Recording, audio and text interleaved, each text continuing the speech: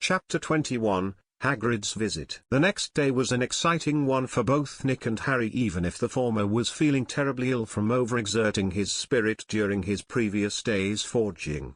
Until he recovered, Nick was going to suffer from what seemed like the worst case of flu ever. It would be far worse if he hadn't only minorly overdid it with an attempt at word infusion. He succeeded, but only at the cost of a week of terrible flu symptoms like chills, fever, vomiting, weakness of body and a headache he would be willing to fight God to make stop. Nick could only helplessly sit in bed under the stern glare of Miss Smith as Harry and himself received a visit from one Rubeus Hagrid. The looks the half-giant got from the caretaker was hilarious, and Nick would have laughed had he not felt like death. Nick was calm as he received his Hogwarts letter while Harry was in disbelief. "Hard to believe, I know, but you're Wizard Harry," Hagrid said with his biggest smile. "Gee, thanks," Nick said dryly, as Hagrid seemed to forget he also got a letter that was read as such. "Dear Mr. Iron, we are pleased to inform you that you have a place at Hogwarts School of Witchcraft and Wizardry. Please find enclosed a list of all necessary books and equipment. Term begins on the 1st of September. We await your owl by no later than the 31st of July. Yours sincerely, Minerva McGonagall, Deputy Headmistress." Shopping list: clothes, 3 sets of plain work robes black, 1 plain pointed hat black for day wear, 1 pair of protective gloves dragon hide or similar, 1 winter cloak black, silver fastenings. Please note that all students' clothes should carry name tags at all times. Books: The Standard Book of Spells, Grade 1 by Miranda Goshawk. A History of Magic by Bathilda Bagshot. Magical Theory by Adalbert Waffling. A Beginner's Guide to Transfiguration by Emmerich Switch. 1000 Magical Herbs and Fungi by Phillida Spore. Magical Drafts and Potions by Arsenius Jigger. Fantastic Beast and Where to Find Them by Newt Scamander. The Dark Forces, A Guide to Self-Protection by Quentin Trimble. Other equipment: 1 wand, 1 cauldron, 1 set of glass or crystal files, 1 telescope, 1 set of brass scales. Students may also bring an owl or a cat or a toad. Parents are reminded that first years are not allowed to own their own broomsticks. That list is a pain to write down. Hagrid blushed a bit when he heard Nick speak weakly from the bed, as he totally forgot about him in his excitement at seeing Harry again. "Sorry about that, lad, got a bit carried away seeing Harry after so long. You are also a wizard, of course," he said calmly.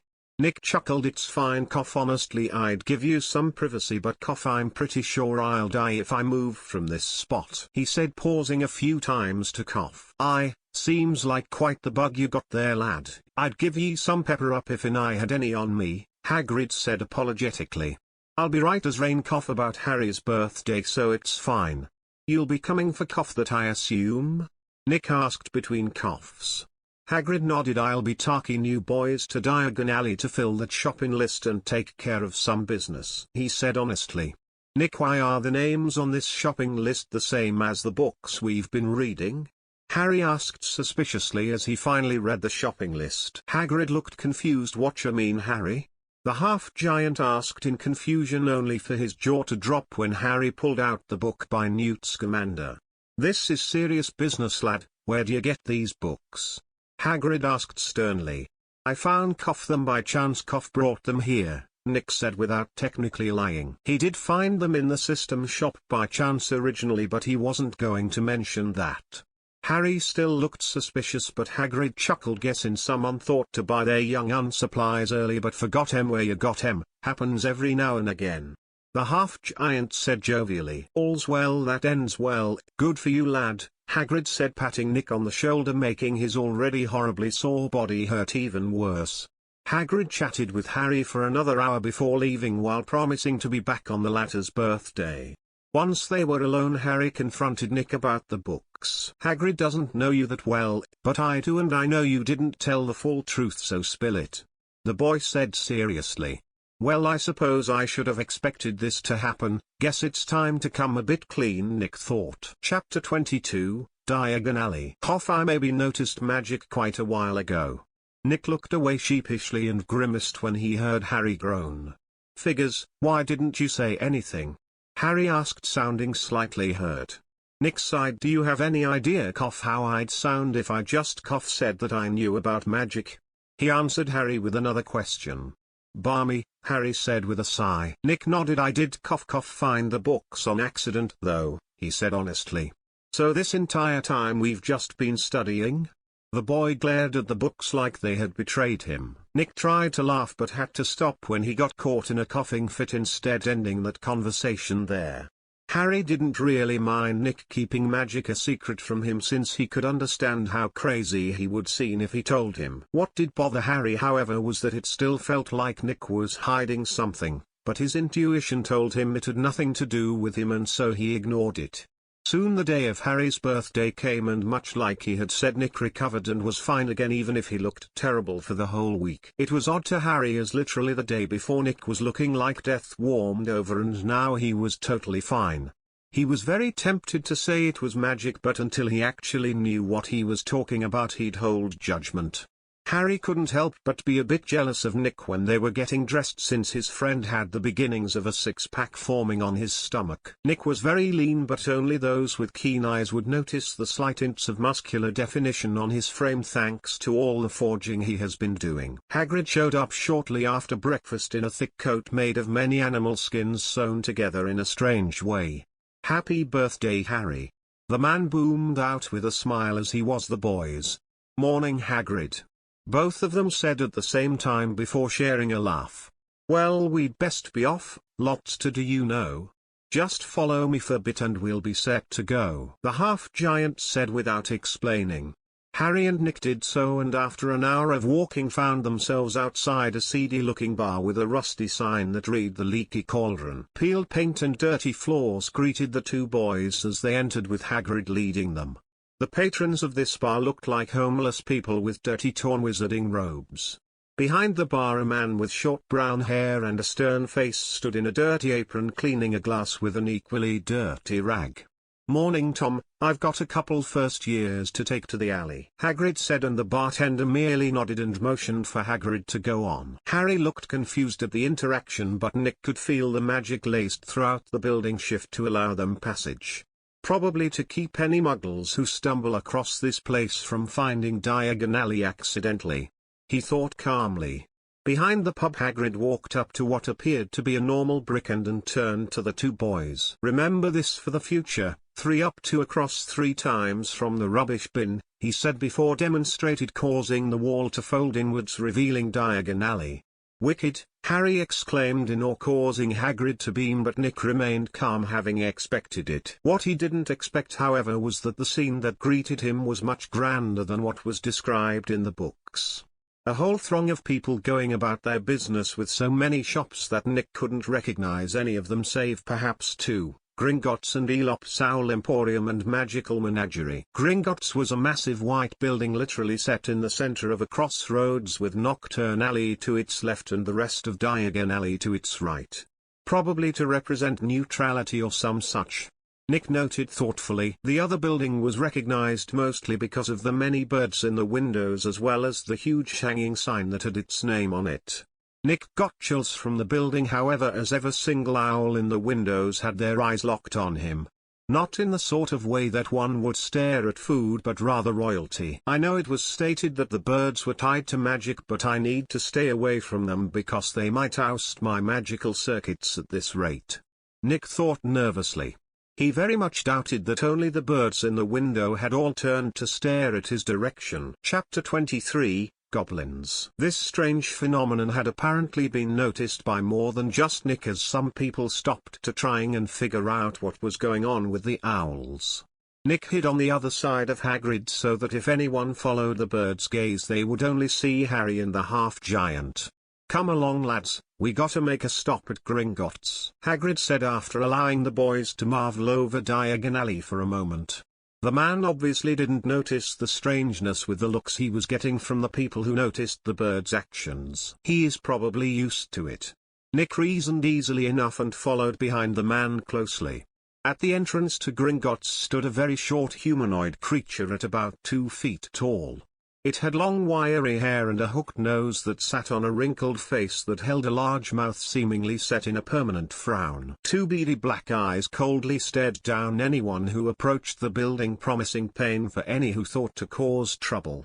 Hagrid ignored the goblin, but Nick dipped his head respectfully to the goblin and tossed it a single galleon that it snatched out of the air easily. "May you have a profitable day," Nick said calmly, and the goblin's eyes widened before it grinned, showing its shark-like teeth. "The same to you, young friend," the goblin said in a deep but shrill voice. Nick then entered the building and walked faster than normal to catch up with Hagrid and Harry. It seems that these goblins are just like the books described them, greedy and petty but firm believers of reciprocity. By giving that goblin respect and a galleon, I received respect in return, and likely even a small amount of benefit dealing with the goblins. Nick made a mental note of all this for later. Hagrid was searching the many pockets of his coat for something at one of the service counters, attended by a goblin who looked less than happy at the wait. Nick repeated the action he had just done with the goblin at the door, earning this goblin's obvious approval. Hagrid paused his search when he saw and heard this exchange between Nick and the goblin in shock. "You speak gobbledygook, Nick?" the man asked, astonished. Nick froze. "No, why?" he asked, taken off guard and confused. "You just did, lad," Hagrid said honestly. "I have no clue, might just be a gift," Nick said with a shrug, as if it wasn't a big deal. Internally, however, he was freaking out because he had no idea what the hell was going on, as no such ability existed in the books. Parseltongue he could see with his theory of magic circuits, but gobbledygook wasn't a magical language like that. "What if I am not a Parselmouth but rather have the gift of tongues instead, like in the Bible? That would explain this situation perfectly. Maybe the reason I spoke the language of snakes was because of Harry, while this time it was because I was speaking to a goblin." Nick quickly jumped to the best option possible based on his knowledge. Neither Harry or Hagrid seemed to think about the matter any further after that, as the half-giant found the letter from Dumbledore as well as Harry's inheritance vault key. The goblin took the letter from Hagrid and carefully read it before putting it down and picking up a bell from out of sight and ringing it. Soon another goblin arrived, and the first spoke to it in English so Hagrid and Harry could understand without bothering with Nick, who spoke their native language. This new goblin took the letter to verify the things that it had been told and then spoke "follow me," and then started walking off. Nick upset the goblin leading them, as despite trying their hardest to make the wizards on the cart hill, Nick was totally stone-faced the whole ride. The carts of Gringotts and its rail system were a mess of extreme speed and crazy maneuvers that made the thought of using the cart to rob the place unpleasant. "This is Vault 687, key." The goblin held out its long-nailed hand after speaking. Hagrid handed the goblin a small golden key that was then used to open the vault, dazzling Nick and Harry with the small mountain of golden coins that revealed itself. "You didn't think your parents really left you nothing, did you, Harry?" Hagrid asked with a smile. Harry teared up seeing that he was loved by his parents before they died. The goblin started to get impatient, and Harry grabbed a small stack of golden coins that he shoved into a small bag that the goblin provided before the group left for another vault. Chapter 24, The Wand. The next vault was number 713 and had much stricter security measures while containing a single small sack alone. Harry was curious about what was in the sack, but Nick was debating whether he should just go out of his way to smash it now and save him the trouble of dealing with Quirrell Mort. Sure, that would basically ruin all of Dumbledore's plans for the future year and make the man rather upset at him, and maybe also making the Dark Lord pissed at him as well. Yeah, that plan's out. Nick shivered slightly at the sheer amount of things that could escalate from such a seemingly simple action. After that, the group left Gringotts and headed over to Madame Malkin's clothes shop to get their clothes tailor-made, which cost a single galleon for each of the boys. She said to return in a couple hours to pick them up, so the group left the store and headed over to the trunk store to get trunks for both Nick and Harry, since they needed a place to store their other supplies. 3 shops later, and all the other stuff including books for Harry was done minus the wand. "You lads go see Mr. Ollivander for year ones. I have a bit of business to take of myself, but I'll meet you afterwards," Hagrid said while pointing at the old shop in the middle of Diagon Alley that had a brag written on the front of the door, makers of fine wands since 382 BC. The man handed Nick 7 galleons, which was apparently the price of every wand in the shop regardless of material or core. That seemed like it shouldn't be that way, what with the price some of those materials command, like phoenix feathers that normally cost a massive amount. Nick and Harry opened the door to the shop and a small bell rang to tell the shop owner that someone was there. What most wouldn't realize, however, was that the owner was standing nearby under a disillusionment spell in order to observe his newest customers. Harry was looking around curiously, but Nick's vision immediately zeroed in on the location that Garrick Ollivander was standing in. Ollivander was amazed at how potent the young man with metallic-hued hair's perception of magic was, as there was no hesitation at all in exposing him. "You both will definitely give me quite the challenge, I can tell," Ollivander said with a wide smile while dispelling the spell and revealing himself to the boys. "Ah, Mr. Potter, I was expecting you to show up one of these days. Did you know I remember every wand I've ever sold, including your mother's? It seems only yesterday she was in here herself buying her first wand. 10¼ inches long, swishy, made of willow, nice wand for charm work," the older man said with nostalgia. "You on the other hand, young man, are a mystery to me," he said, turning his attention towards Nick, who remained calm this entire time. "Nicholas Iron, and you must be Garrick Ollivander," Nick said calmly. Ollivander looked confused for a moment but quickly returned to normal. "Well, no matter about all that, let's get you lads measured so we can start pairing you with your wands," he said before approach with a tape measure. He first asked which was their wand hand, which was right for both of them, before carefully measuring them in a bunch of unusual ways such as their finger length and palm size. The man tried to hide it, but Nick noticed that he appeared shaken when he found Sanar on his pointer finger. Nick was expecting the man to ask or say something, but nothing ever came of it as he just acted professionally. Once both of the boys were measured thoroughly, Ollivander walked into the rows of wands and brought back 2 boxes that he opened. Harry eagerly reached out for the wand offered to him, but Nick could only frown while looking at the wand in front of him. To his magical sensitivity, this wand was clearly rejecting him, and so Nick just looked at Ollivander and shook his head while the wand in Harry's hand caused a candle to explode. This quickly became a sort of revolving dog game, with the elderly man taking and bringing wands back. The iconic line from the book arrived for Harry when he got his holly and phoenix feather wand, hinting at his ties to Voldemort. This unfortunately left only Nick without a wand, much to Ollivander's pleasure, as it seems he had a true challenge on his hands. Wand after wand came and went, and they all refused to work for Nick. Chapter 25, Chooses the Wizard. Nick was starting to get frustrated with this, as it was starting to seem like he simply wasn't going to get a wand today, but something strange happened. Ollivander sighed for some reason after this last wand and looked at Nick with a conflicted expression. "I won't lie to you, lad, this is the first time that none of the normal combinations of wood and core have seemed to reject someone. It pains me to do so, but the only options left are the experimental ones that were never meant to be sold, because I truly have no clue of their personalities," he said seriously. Nick shrugged. "It is what it is," he said honestly, as he had given up all hope in getting a wand at this point. Ollivander nodded and walked into the back of the shop and came back with a metal trunk big enough to store a tall person comfortably with room to spare. It must have been very heavy because the elderly man was using a spell to carry it out. When he placed it on the floor of the shop, Nick saw that it was covered in chains, wards and locks in such a way that it felt like it was locked to protect the world from what lay within. Ollivander slowly began to remove the protections one by one, with more than a few needing his blood to be released. Not much, mind you, merely a single drop each, but the seriousness of the situation was apparent. Once all the locks were removed, the chains were taken off, and the chest was finally opened in a moment that had both Nick and Harry holding their breaths. Nothing happened, like at all. There was no super burst of magic or evil cackling or even a slight change in temperature. Literally nothing changed. Nick wanted to beat an old man for being dramatic for no reason, but controlled himself after seeing Harry have the same problem. Ollivander then began to take boxes of wands out of the trunk and place them side by side on the shop counter.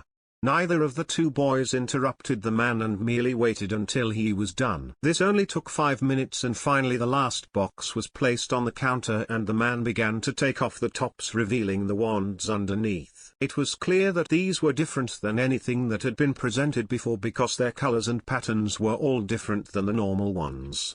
Nick walked up to the counter and sensed each of the wands and noticed that all of them save 5 totally rejected him. Of the remaining 5, 3 of them merely seemed hesitant rather than opposed. The last 2, however, were creating visible phenomena as if to try and get his attention.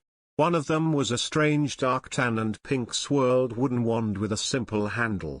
Nick noticed hints of treachery in this wand's magic sensation and rejected it immediately. The final wand was the strangest, however, out of all the wands, as it was made out of a reddish-yellow colored wood with black lightning-like veins of what was clearly a different type of wood along its length and a dark, almost black handle. Nick tentatively took this wand in hand and the shop was filled with an oppressive but vibrant feeling as the wand connected to his magic. Marvelous, simple, marvelous.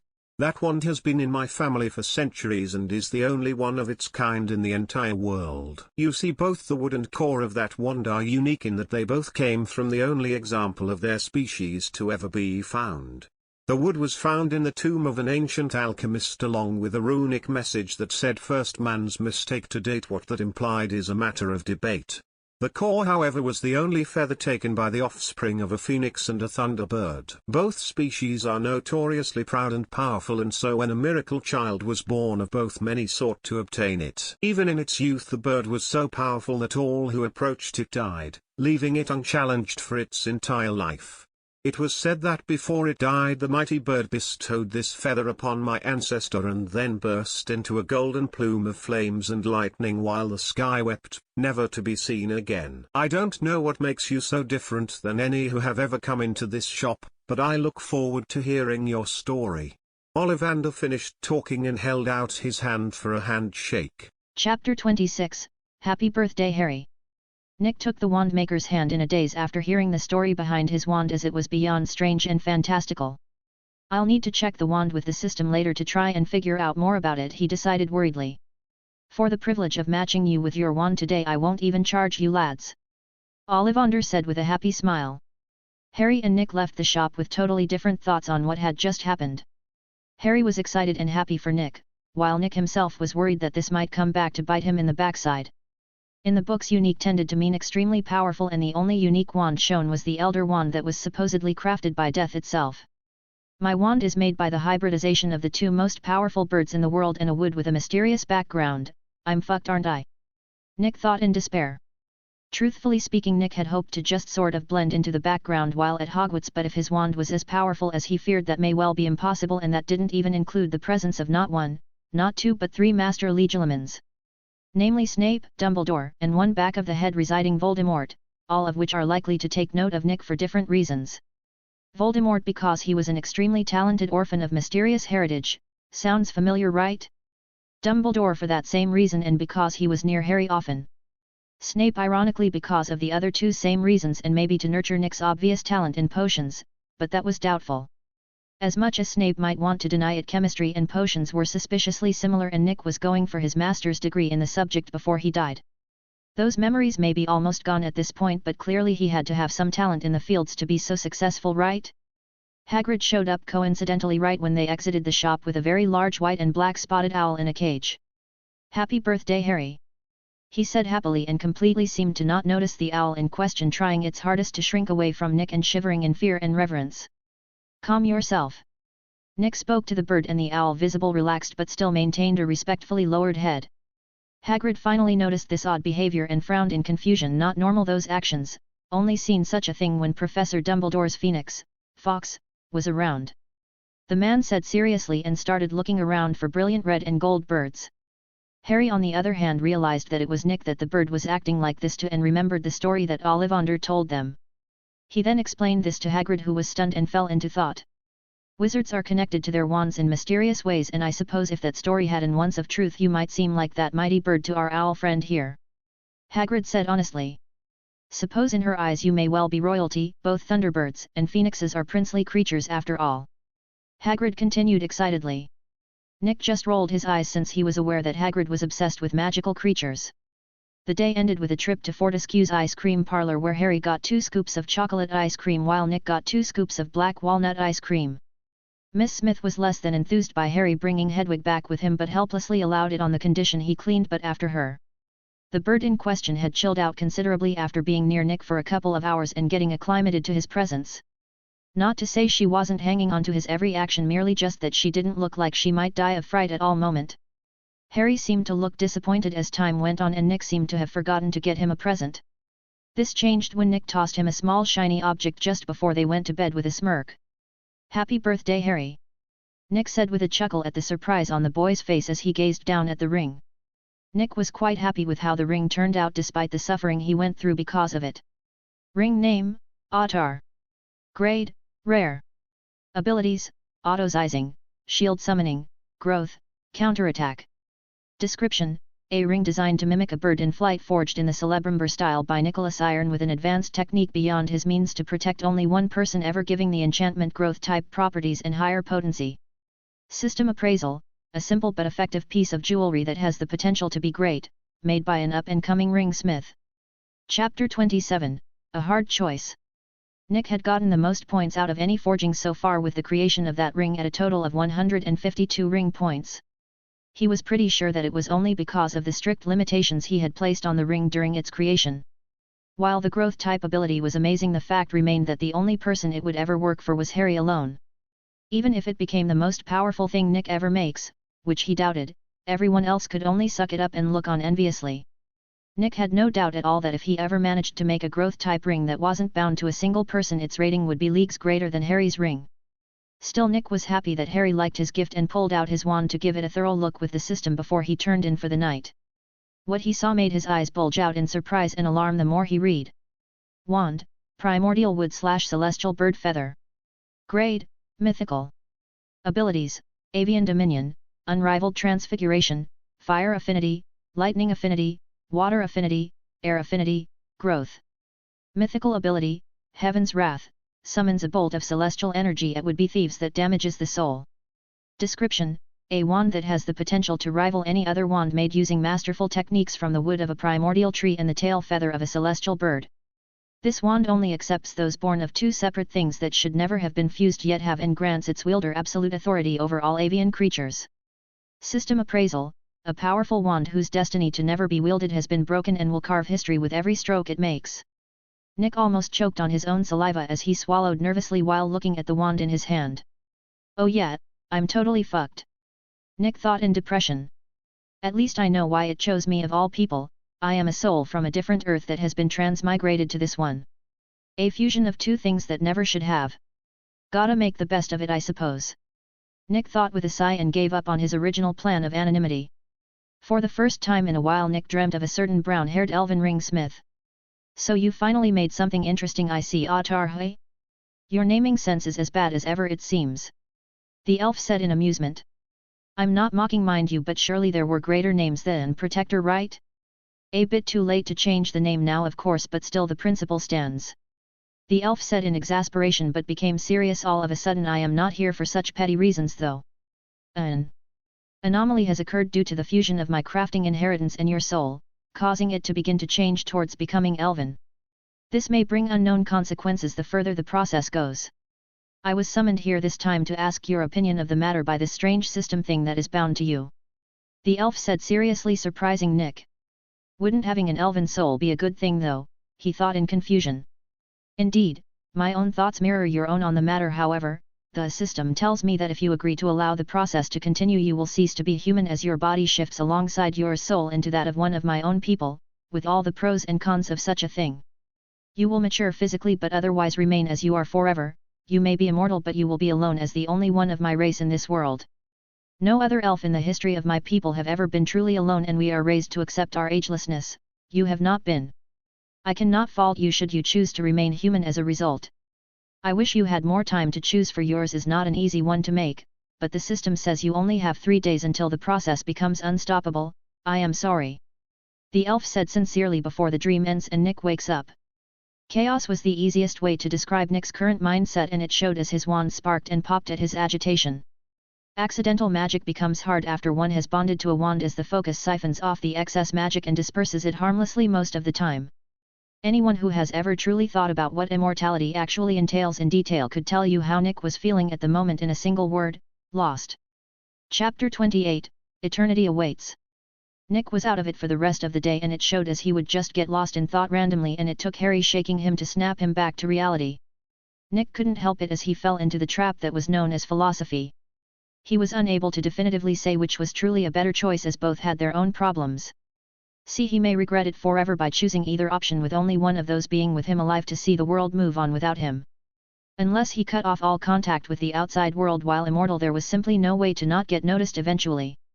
He could take the route that the Flamels did by basically broadcasting his immortality once and then wait for the commotion to die down about it before resurfacing. While he may need to deal with the occasional person seeking to take his immortality somehow, by that point he would probably be invincible.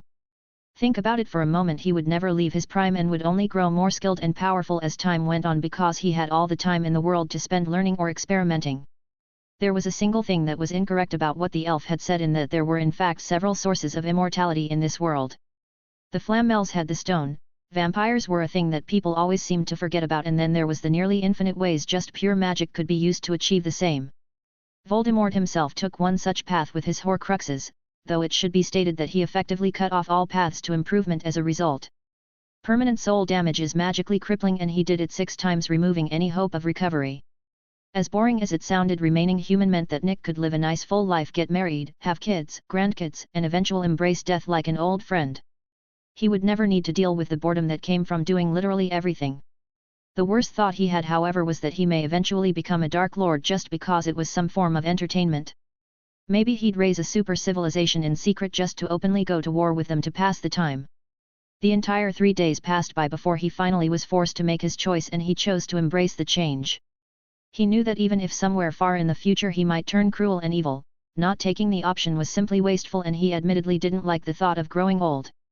The sleep he was expecting that night was once again centered around the brown-haired elf who had shown up once more. Nick made his choice, and the elven man simply smiled and nodded in understanding before blackness overcame Nick. Nothing seems all that different. Nick thought in confusion, but remembered that it was apparently an overtime kind of thing rather than a sudden change.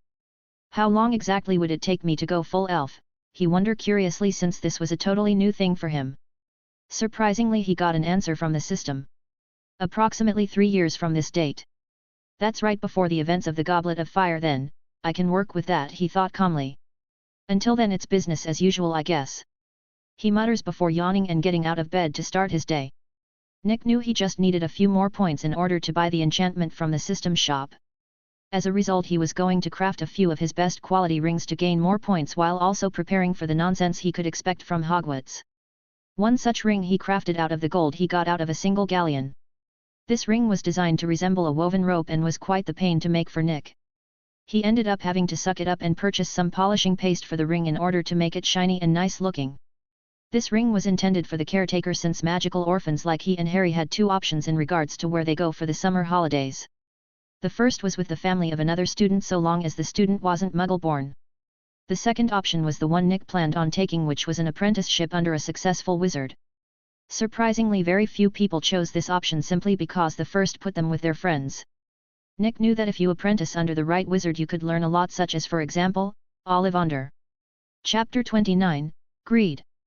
The ring gave Nick enough points for the enchantment, so he began working on his storage ring.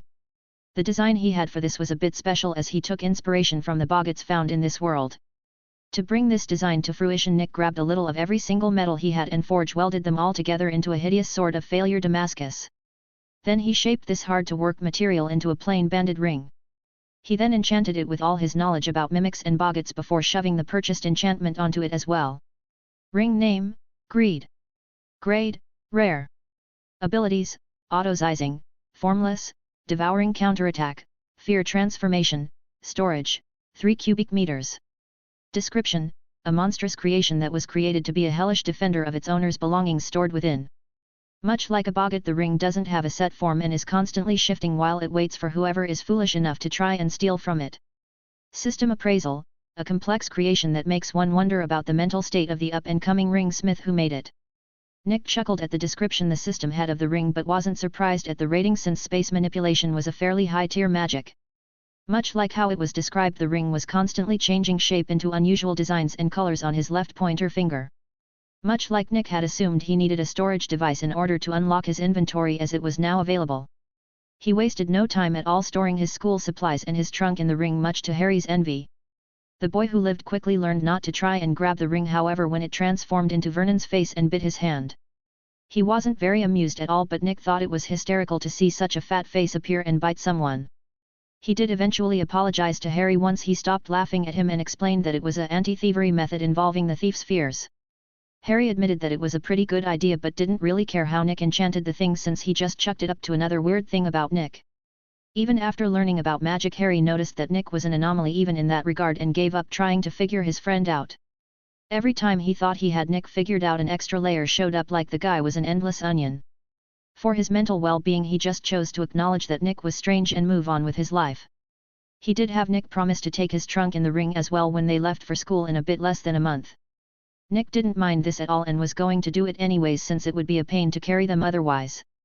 For the rest of the month, Nick took advantage of the ministry's grace period and heavily practiced magic in the workshop with Harry. His talent became apparent when he mastered each spell with laughable ease: Lumos, Wingardium Leviosa, Expelliarmus, the whole list found in the first year books. What was supposed to be an entire year's worth of spells took him barely that month to master and use fluently. The only subjects he couldn't get any practical experience with was transfiguration and potions, since he lacked the ingredients of one and the other only had theory knowledge in the book, probably on purpose since it was actually a very dangerous subject. One mistake and you may need to spend the rest of your life without a finger, kind of dangerous. An interesting thing that Nick figured out was that the Elvish that he knew thanks to the crafting style could be substituted with the Old Latin that made up most spells. In fact, it could be substituted for literally every spell regardless of language. Nick thought it might be because it was simply a more powerful language to use for spells. Oddly though, simply waving his wand and making a command in Elvish didn't actually do anything, most of the time anyways. One of the exceptions to this was when he said Iglid, which was literally lightning in Elvish, and swung his wand in a downwards flick. This apparently created powerful bolt of electricity to appear that was so strong that even though it struck the ground right in front of him, set off a sound like thunder and made a visible crater in the floor. Nick had decided to keep that in his bag of tricks in case he gets attacked by one back of the head Dark Lord, because the spell was so fast he thought a weakened Dark Lord may not be able to react to it. Chapter 30, Ronald Weasley. When September 1st came around, Nick and Harry were driven up to the train station by Miss Smith and dropped off, though not before Nick left her his gift. "So where is platform 9 3/4? Harry asked in confusion after not seeing any sign listed as such. Nick shrugged. "Maybe it's magically hidden between platforms 9 and 10. He said calmly, and Harry nodded in agreement. "How are we supposed to find it then?" he asked worriedly. Nick smiled. "Do you see anyone else that stands out by platform 9 or 10? he asked, giving Harry a hand. The bespectacled boy looked carefully and quickly noticed that there was indeed a few people who stood out, and much to his amazement he even watched as a family of 3 walked through what appeared to be a solid wall. He looked at Nick to see if he noticed this as well, and Nick nodded. "I'd guess that's where we need to go," he said seriously. Nick would be lying if he said he wasn't nervous when he ran into the wall with the luggage cart. Nothing odd happened, and he smoothly found himself on platform 9 3/4 with Harry and the other students. He had made sure that Harry covered his scar before they left the orphanage, and for good reason too, as the platform was crawling with reporters hoping to catch the boy who lived as he boarded the train. Nick had of course mentioned this to Harry before they left, much to the boy's horror as he suddenly found out that he was basically considered Wizarding Jesus. None of the reports seemed to notice it when Harry slipped past them with Nick, thanks to him hiding behind Hedwig's cage as they boarded the train. As a result, unlike in the book, there was still plenty of rooms empty in the train that they could set up in. Nick chose a room at the back of the train that was seriously out of the way to see if the events of the story would still happen despite his intervention. Lo and behold, one nervous redhead with freckles peeked his head in the doorway just before the train set off. Nick noticed that the boy in question immediately locked onto Harry's forehead, or more specifically his scar, before he asked if he could sit in with them. Nick acted like he didn't care, so Harry agreed and let Hedwig out of her cage so he could store it overhead to make room. The bird calmly settled on the seat next to Nick once she got a nod from him and stared at Ron. The red-headed boy held out his hand to Nick after noticing he seemed to have the most authority in the room. "I'm Ron Weasley," he introduced himself casually. Nick shook the boy's hand firmly but not hard. "Nicholas Iron, and you already know my friend next to you," he said with a knowing smirk. Harry looked confused for a moment before he realized that his identity had already been seen through by Ron and sighed. Yeah, that's Harry Potter, isn't it? Ron asked sheepishly for confirmation. I am. Yes and no, I don't remember anything about that night. Harry said, basically cutting off any awkward questions immediately. Nick had told him that should he be exposed, that saying that would save him a lot of time. It was true too, as Ron looked like a goldfish for a moment, opening and closing his mouth trying to think of something to say, but he had nothing. Chill mate, just treat him like anyone else and you'll be fine. Nick said helpfully, letting Ron sigh in relief. I thought you'd be, I don't know, awesome looking, I guess. Ron says honestly to Harry, who looked confused. Why? He asked curiously. Propaganda mostly, Nick said calmly, and Ron thought about it for a minute but nodded in agreement. Yeah, they made all sorts of stories about how you were raised by dragons and went on loads of adventures and stuff like that. Thought most of it was malarkey but didn't know really, no one does. Ron said honestly. Harry groaned. You never said it was this bad, Nick. He complained loudly, making Ron look confused. Nick noticed this and chuckled before explaining how he had warned Harry about his fame, but he didn't believe him all the way. How did you know? Weren't you raised by muggles? After all, there is no pure-blood family called Iron. Ron asked, confused. Flourish and Blots has an entire section filled with stories about Harry here. I saw it when we went to get our school supplies. Nick said honestly without actually answering the question, merely stating facts that sound like an answer. Chapter 31, Ferrets and Pranks. Ron quickly got comfortable with Harry and Nick and was chatting about all sorts of topics, from Quidditch to favorite flavor, every flavor bean. It was clear that he didn't seem to understand how anyone couldn't know about these things, so Nick had to explain how the Muggle world was totally different than the Wizarding world. Ron seemed to figure it out pretty quickly and was more than happy to explain about all of the things he could think of. Both Nick and Harry listened closely to these explanations and interjected when they felt more details were needed.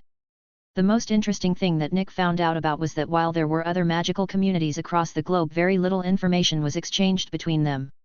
This was not just a language thing either, as traditions were massively different in each one as well. An example of this was how in India Parselmouths were widely respected and praised, while most English wizards considered those who spoke the language of snakes as dark or evil. Ron apparently and biasedly assumed that the Indian magical community were the ones in the wrong. Neither Harry nor Nick corrected him, as it was clear he was well and truly set in his ways. The train finally started moving 30 minutes later during a conversation on the topic of Muggle products versus Wizard ones. It was getting pretty heated too, as Nick insisted that Muggle products were equal to Wizarding ones while Ron refused to accept it. It wasn't an angry discussion, but both sides were trying their best to sway the other side, with Harry figuring it was best to stay out of it. This changed when one Draco Malfoy showed up with his 2 followers, clearly having been looking for Harry if the way he locked onto him was any indication.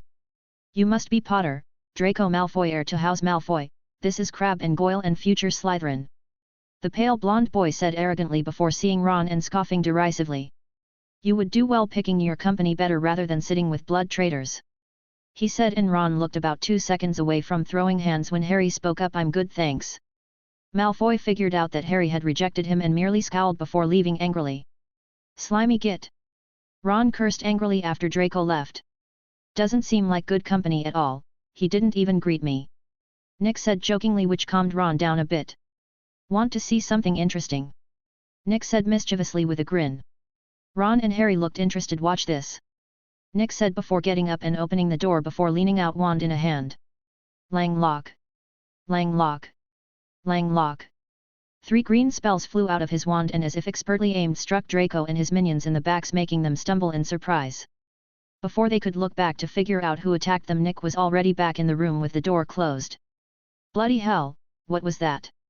Ron asked, amazed at the show of magic, not even caring that Nick had attacked Malfoy and his minions. Langlock, or the tongue-tied hex. Draco seemed to like to hear his own voice, and unless someone helps him he won't be able to for a few hours. Nick said with a laugh. Both Ron and Harry laughed once they also understood that Nick had just pranked Malfoy good. Where'd you learn that from? Ron asked excitedly. The Defense Against the Dark Arts book. It's completely harmless and easy to get rid of, but good fun against a loud mouth. Nick explained honestly, and the redhead dug out his book to look for the spell. Harry also looked over Ron's shoulder to try and learn the spell in question, since it seemed pretty fun. Once they found the spell, they started to practice it with some pointers from Nick to make it easier to pick up. Within an hour of this they both could cast the spell, but still needed a bit of a wind up, unlike Nick. At that point they were both quite hungry, and as if summoned by their stomachs the food cart reached them. Ron awkwardly said that he was good and pulled out a crushed sandwich from his pocket. Nick and Harry both shared a look and grinned. "We'll take one of each," they said at the same time with smiles, and pulled out 7 galleons each that was left over from not needing to buy their wands. Ron decisively tossed the sandwich out the window when offered to join in on the treat feast. Much like normal, the chocolate frog card Harry got was Dumbledore, but this time Nick kept it along with his own frog card with Ignatia Wildsmith, the creator of the Flu Network. Chapter 32, Train Ride and Arriving at Hogwarts. Nick came up with a game to pass the time involving the every flavored beans that they had that was loads of fun. He called it Blind Man's Luck, and the way it worked was that one of the people not playing this round set out 4 beans. The people playing, however, had to have their eyes closed and guess a color. The first person to guess a color that was on a bean had to declare themselves a lucky blind man and randomly grab a bean and eat it. If it was a pleasant flavor, they got a point and a new bean was added, and the game went on again until someone reached 3 points. If it was a bad flavor, however, that person lost a point instead, and if they reached -3 points, lost. The fist round was between Nick and Harry, since Ron didn't quite understand how to play and needed a demonstration. Nick won with a total of 5 points won but 2 lost, and Harry won 4 points total but lost 2 as well before Nick got his needed 3. After that it rotated between the 3 of them, with all of them losing as well as winning. This ended when they simply didn't have any more beans left to play with. "That was bloody brilliant, mate. I had loads of fun," Ron said with a wide smile, since he had the most wins. Nick and Harry both agreed that it was a fun little game to play with friends. The sun had already begun to set by the time the train parked in Hogsmeade Village, and they left their luggage on the train since they were assured it would be sent to their rooms after they are sorted. "My brothers told me that we had to fight a troll to get sorted," Ron said worriedly as they were getting off the train. Nick was distracted, however, as he saw in the distance several carriages pulled by pale skeletal horse-like creatures with white eyes and wings, thestrals. Invisible to all but those who have seen and understood death, and they were staring at Nick just as he them. It was unusual for Nick, as he found it hard to understand, but he felt a sort of kinship with the creatures and it was hard to ignore. "Probably because I have died before," he thought seriously before focusing his attention back on heading over where Hagrid was calling the first years. Harry, Ron, and Nick ended on the boat with the half-giant, which made all of them nervous as the boat was only just out of the water. At least none of them fell out of the boats like Neville, who was saved by the friendly giant magical squid living in the lake. Nick had a sneaking suspicion that it wasn't actually a squid but rather a kraken. However, unless he could get someone to verify that idea, he doubted he would ever actually learn the truth of the matter. He thought it was funny when Hagrid said to watch their heads when they passed under an alcove to the docks that was well above their heads sitting down. The only person who had to duck was the half-giant himself. Once docked, the nervous first years followed after Hagrid as he began to make the short trek from the docks to the huge castle in the short distance. Nick found it hard to accurately describe exactly how big the school actually was, as he couldn't even see the entirety of it at once.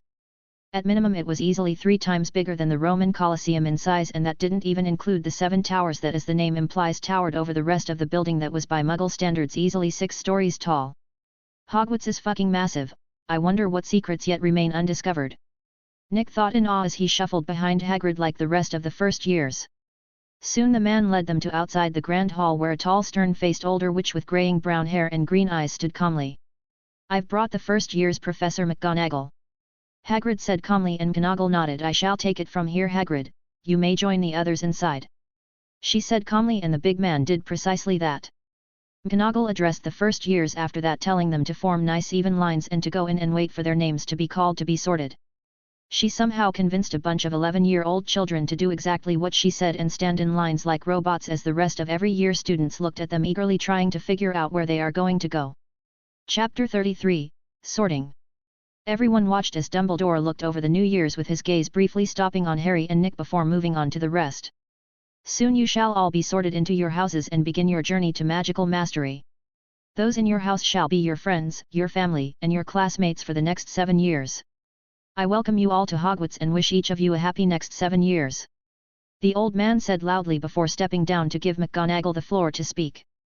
"When your name is called, sit upon the stool and wait to be sorted before joining your house's table," she said succinctly. On the empty stool just in front of the professor's table, an old leather hat that had clearly seen better days was placed carefully by the woman before a face made of wrinkles formed on it, and it began to sing. "Oh, you may not think I'm pretty. But don't judge on what you see. I'll eat myself if you can find a smarter hat than me. You can keep your bowlers black. Your top hat's sleek and tall. For I'm the Hogwarts sorting hat and I can cap them all. There's nothing hidden in your head the sorting hat can't see. So try me on and I will tell you where you ought to be. You might belong in Gryffindor, where dwell the brave at heart, their daring, nerve and chivalry set Gryffindors apart. You might belong in Hufflepuff, where they are just and loyal. Those patient Hufflepuffs are true and unafraid of toil. Or yet in wise Ravenclaw if you've a ready mind, where those of wit and learning will always find their kind. Or perhaps in Slytherin you'll make your real friends. Those cunning folks use any means to achieve their ends. So put me on. Don't be afraid. And don't get in a flap. You're in safe hands, though I have none, for I'm a thinking cap. The hat finished its song and everyone clapped in appreciation of the interesting spectacle. McGonagall brought out a list and began the sorting. Abbott, Hannah. There was a few people who went before Nick, including Hermione, who like she did in the story chose Gryffindor as her house. When it was finally Nick's turn, he approached the stool calmly and sat down as the hat was placed on his head. How unusual. Normally those who sit here are unaware of their place in the world and need my help to find it. You though are not only aware of your place in the world but also know of my own dilemma. As you think you could thrive in any of the other houses equally, which truly only leaves your own opinion as the tie-breaker, but choose wisely for you may never change your answer. The hat said before going silent and leaving Nick to think about his choice one last time. The professors were surprised when 5 minutes passed and yet no house was called, but they weren't unaware of what was happening as it had happened before. Events like this were known as hat stalls and usually happened when a student was suited for more in a single house equally. Only Dumbledore was nervous about the outcome of the stall as it might force him to change his plans. In the end Nick decided that his original choice was the best and the hat finally yelled out Gryffindor. Sealing the deal forever.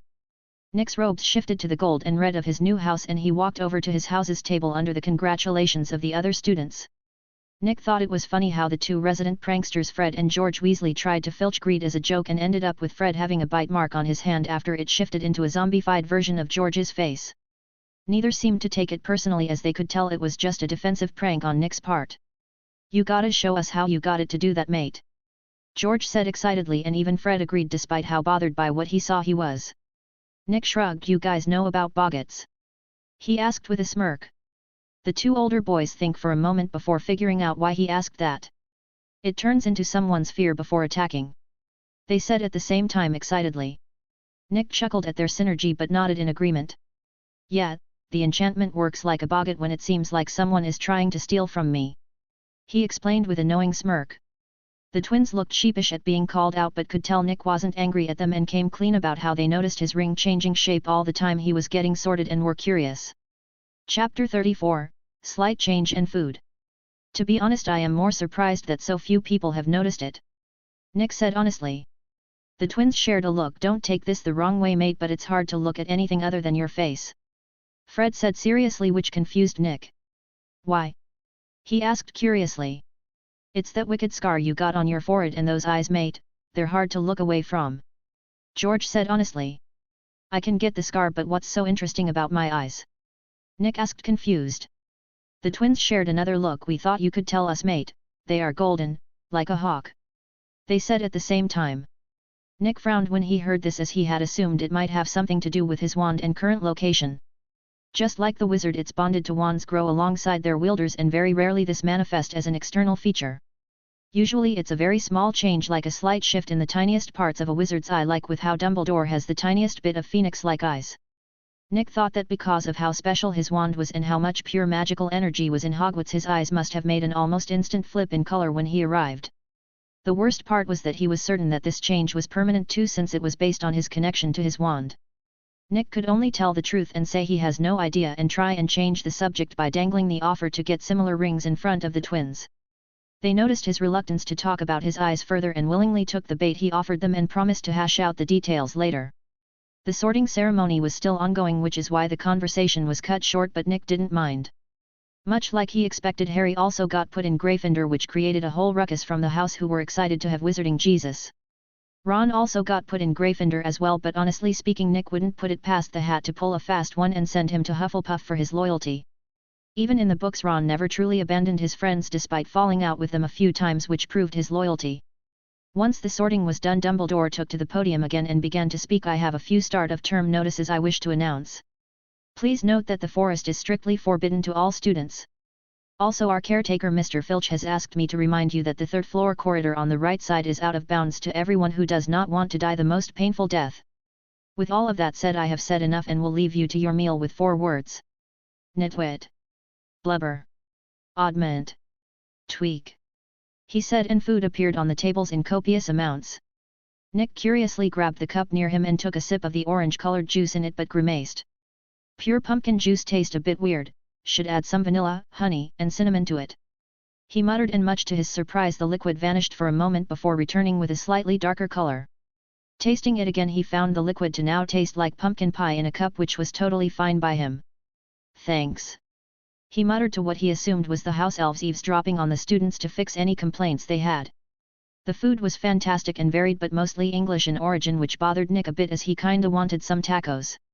He voiced this and grinned as moments later 6 supreme tacos appeared in front of him, and if he had been looking at the professor's table, Dumbledore as well. The old wizard had been paying close attention to Nick since he appeared, and as a result was aware of the new ring he was wearing as well as what it seemed to do. After their last encounter, the headmaster had looked into Nick's background and was surprised to learn that he seemed to appear out of thin air one day a few months ago. He had even asked Ollivander what wand the young man had been matched with and was surprised at the answer. Hagrid vouched for the boy, however, so Dumbledore didn't let his own worries tempt him into doing something rash. When Nick was sorted into Gryffindor, the old wizard breathed a sigh of relief and lowered his vigilance of the boy a fair amount. So when the headmaster noticed Nick specifically asking the house elves for things, he curiously asked to receive the same and was delighted he did. They were delicious. Chapter 35, Exploration. The main part of the feast went on for 30 minutes before the final part, featuring desserts of all kinds, began, though most were full by this point. Nick sneakily stored away several tarts and cookies in greed for later and didn't notice how Dumbledore had trouble not laughing when he saw his actions. It was a childish action that earned a bit of goodwill from the old wizard and gave him snacks for the next few days, though he only knew about the second part. This didn't mean that the old goat hadn't noticed the bird-shaped ring on Harry's finger this entire time, however. Once the feast was over, the prefects of each house lead the first years to their dorm rooms, where they were told how to get in, as well as a few obvious ground rules like no entering the opposite sex's bedrooms. There were a few others, but those were common sense things like not stealing from housemates and the like. After that was taken care of, the first years were effectively cut loose to do whatever they wanted, though they needed to stay in the common room because of the 9 o'clock curfew. So ya ickle firsty, let's talk shop, shall we? Fred and George showed up to grab Nick while Harry and Ron watched dumbfounded. The twins dragged him over to a private corner of the common room. So, what ya want for him? They asked at the same time excitedly. Nick grinned predatorily and shook his head while patting them on the shoulders. It's not about what I want, but rather what you can give me, understand? He said calmly. Both of the twins suddenly felt like they were flies that had flown into a spider's web willingly. 30 minutes later, both of the twins left Nick looking like they had just waltzed with a Dementor from how lifeless they looked. Nick, on the other hand, was beaming happily as Ron walked up to him. What did you do to them? He asked curiously. Nick chuckled. They wanted a service from me and made the mistake of offering a blank check. Which I gratefully used to the utmost degree. Not to worry though, they aren't getting ripped off. He explained with a laugh. What did you ask for that made them look like that? Harry asked curiously. Nothing serious, just a small durable magic furnace. Nick said like it wasn't a hard to find item. Not expensive mind you, as it was fairly cheap at only 15 galleons, but since the list of people who would actually want such a thing is tiny, they are basically all made to order. How did Nick know this? Because it was in the system description of one in the shop that would cost him 3,000 points to get normally. Why the bloody hell would you ever want one of those? Ron asked in astonishment. Alright. I forgot you haven't been filled in yet. I'm a ringsmith. Made everything we have on our hands, in fact. Nick said, showing off Sanner and Greed. Your brothers wanted something like this one here. He pointed at Greed, and I needed the furnace to do my work without worrying about burning down the castle or running out of fuel. It's a win-win situation for everyone involved. The reason they looked like that though is because of how hard it is to get one of those furnaces. He explained honestly. Ron looked like he was about to ask for a ring of his own, but Nick immediately shot him down by explaining that he doesn't work for free unless it's a birthday or Christmas present, and pointed at Harry's ring that was a birthday gift. The redhead looked heartbroken but understanding nonetheless as he dropped the topic. They all turned in for the day after that, at which point they found out they were sharing a room with Neville Longbottom. The next day was Sunday, so they could go exploring the castle if they wished, which Nick very much did. There was no elf during this night's sleep, so Nick woke up feeling refreshed and ready to go nice and early at 7. No one else was up in the room, so he got dressed in his casual robes and casually took out an oatmeal cookie from greed to snack on as he walked. He first fully explored the third floor, that was the same one his common room was found on minus the forbidden corridor, and checked the shortcut through the humpbacked witch statue that was there. He knew it was there from the books, but personally seeing it was something worth doing. Chapter 36, Rant, authors say. So I have been patient for the most part with my readers, but some of you, not many, have complained about a few things that I feel I need to address. First and foremost, I am writing in general as a hobby to entertain myself. This story is no exception. I put a poll down on my Patreon to choose the next story I wrote, and this one got the majority vote. I am not writing this story for money or anything like that. My Patreon was set up specifically so that anyone who joined it did so because they liked my stories and wanted to support me. The extra 5 chapters ahead of everyone else were my way of giving something back to them. This said, all these comments saying how bad my plot is or the way I wrote the story was wrong or weird or whatever are pointless. The story isn't meant to appeal to everyone, just me, and I am quite happy with it so far. Next up on my list of unreasonable complaints that I have been given is the length of my chapters. They are 800 words long every single time.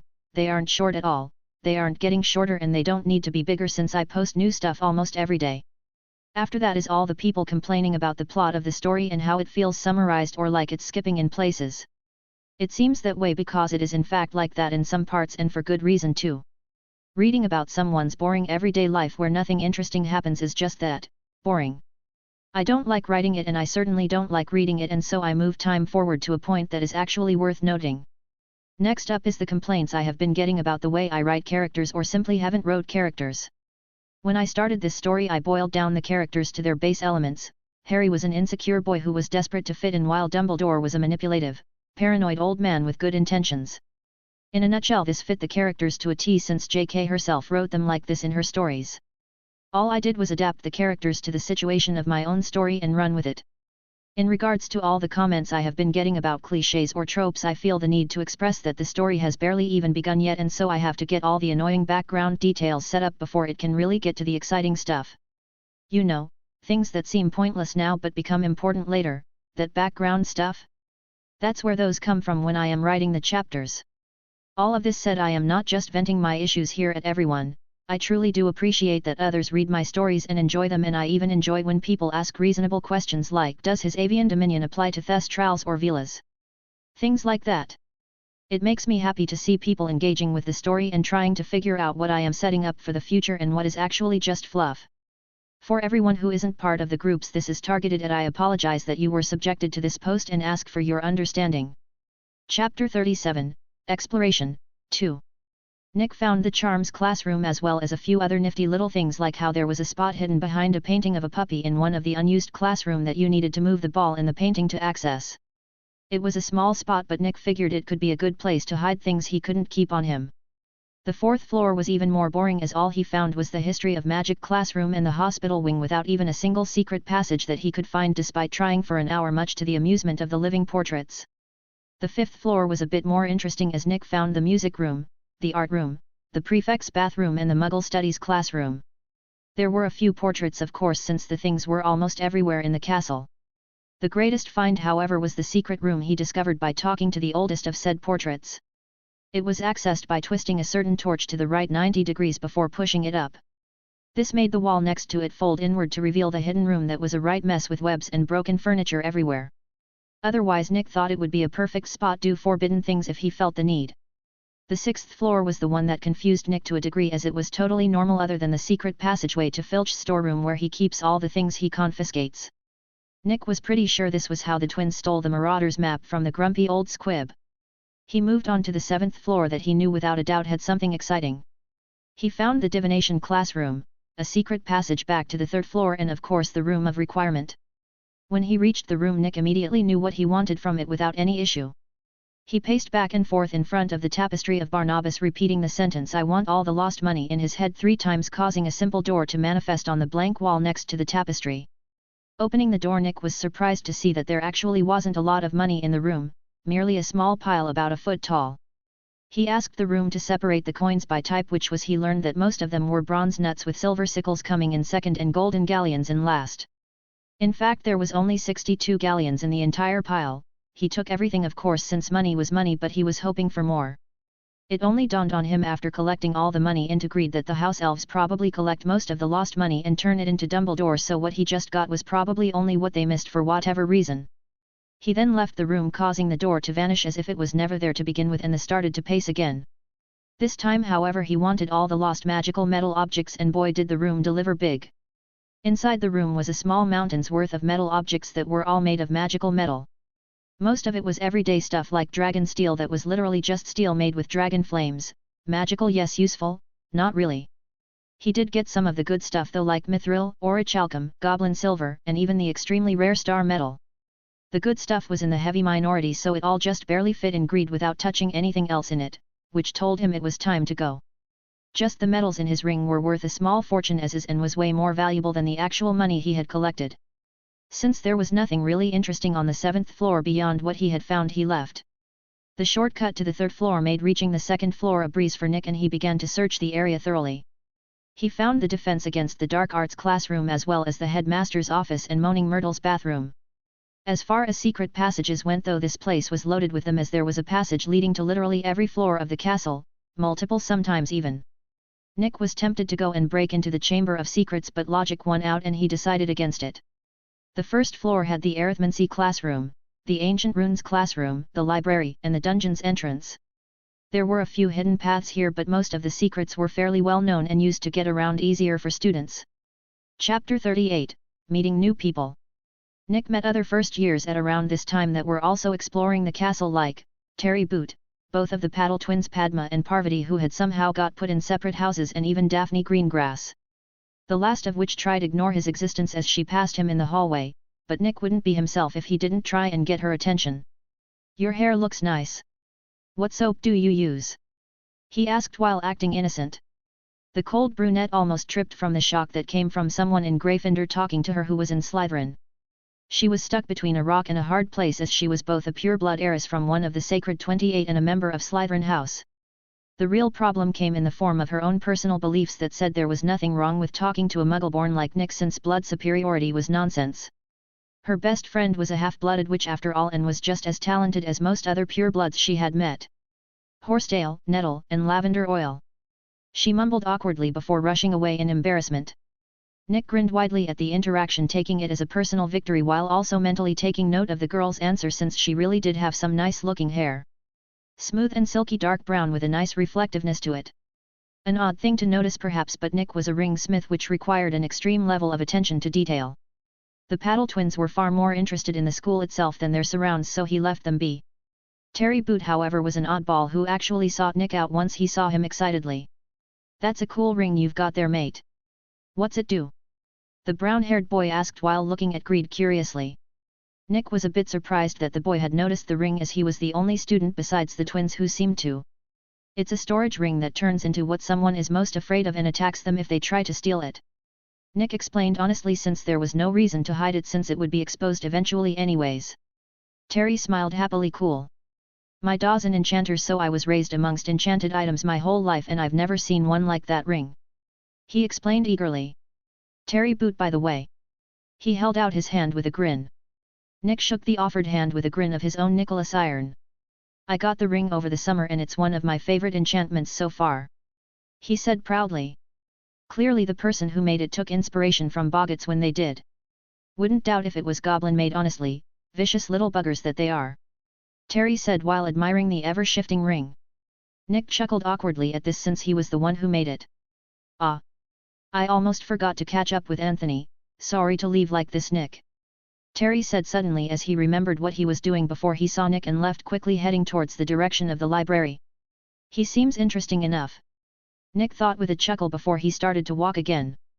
The landscape outside the windows was very picturesque as the sun reflected off the Black Lake, and the forbidden forest stood ominously in the distance past the Quidditch pitch. Nick found himself alone eventually, and after double-checking that he truly was, he closed his eyes and extended his magical senses. Immediately he was overwhelmed as he felt a frankly absurd amount of magic around him, including a subtle bit of magic stuck to his clothes. Nick grit his teeth and tried to ignore the rest of the magic to focus on the charm attached to his robes to get a feel for its purpose. He felt that it wasn't cast with malicious intent in mind, but the spell itself was clearly a tracking one. Nick wasn't sure if all students had this on their clothes, but he could think of who might be behind it. The reason Nick hadn't been using the frankly crazy sensitivity to magic he had in the form of active sensing had to do with the backlash he got for doing so after getting off the train.